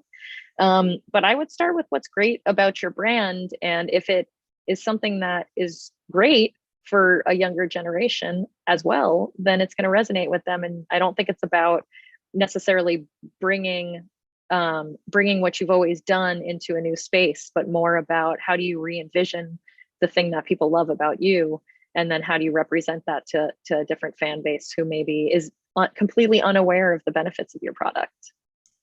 Thank you, Katie. Going back to Adrian real quick, Katie talked a little bit about what she thought would be kind of the future of this space. Adrian, how do you feel about that? Where do you see specifically sports marketing and engaging with fans going, leveraging blockchain technology? Where do you see that going in the future? What excites you? I think it just excites me that we're just at the beginning, right? I mean, I think we've seen that there's demand for this type of product. I think, believe in NFTs and blockchain technology generally, and think it has staying power and a ton of promise for our business and sort of across the sports marketing landscape. I think there's applications in digital collectibles, in membership, in giving exclusive access and experiences. So, I think we're really just, the top of the first inning, to steal a metaphor from baseball, but we're just getting started and there's so much ahead. And I'm excited to see sort of what other leagues and properties and teams bring to market, because I think it's going to be a really exciting time. Great. Well, I want to thank both of you. We've got David joining us, which generally means this is the end of our session. But I want to thank Adrian. I want to thank Katie. Thank you for your time, sharing insight. It's been lovely chatting with you. I'm sure the community has really enjoyed the session. And David, thank you and Brand Innovators for setting this all up. Absolutely. Look, I mean, I think this is great. It's such a fascinating, topic, especially, these days. And we've heard about it a couple times earlier in this program. As somebody who grew up with like a a book about this thick filled with baseball and basketball cards. I mean, like, this was made for those kinds of fans. And if you what Nike's done with their crypto kicks is fascinating. And if you look at some of what the other leagues are posting as they're hiring for new jobs, you can very easily tell they're watching what you guys, they're looking for people with cryptocurrency experience and NFT experience. So it's clear they're watching very closely and very excited to, hopefully, continue to expand this world. But, again, we talk a lot with our marketers about how fandom is, as a concept, is replacing loyalty, right? So, and you guys have the true fans here. So it is really cool watching. I can't wait to see what comes next. So thank you, Adrian. Thank you, Katie. Thank you, Darren. Really appreciate your time and sharing with our community. And we will be watching to hear all that fun news when you guys announce it. Thanks, guys. Thank you guys. Take care. To everyone here tuning in on Zoom and on YouTube, thank you for joining us. We're going to kick off same time tomorrow. We have another fantastic group of speakers. You'll hear from lots of New Balance and Under Armour and MGM and just an amazing, amazing group. So we're really excited. We got some new special speakers coming up that will be announced as well. So we'll see you back here. Not bright and early, or at least not for those of you on the East Coast, but bright and early for the West Coast. And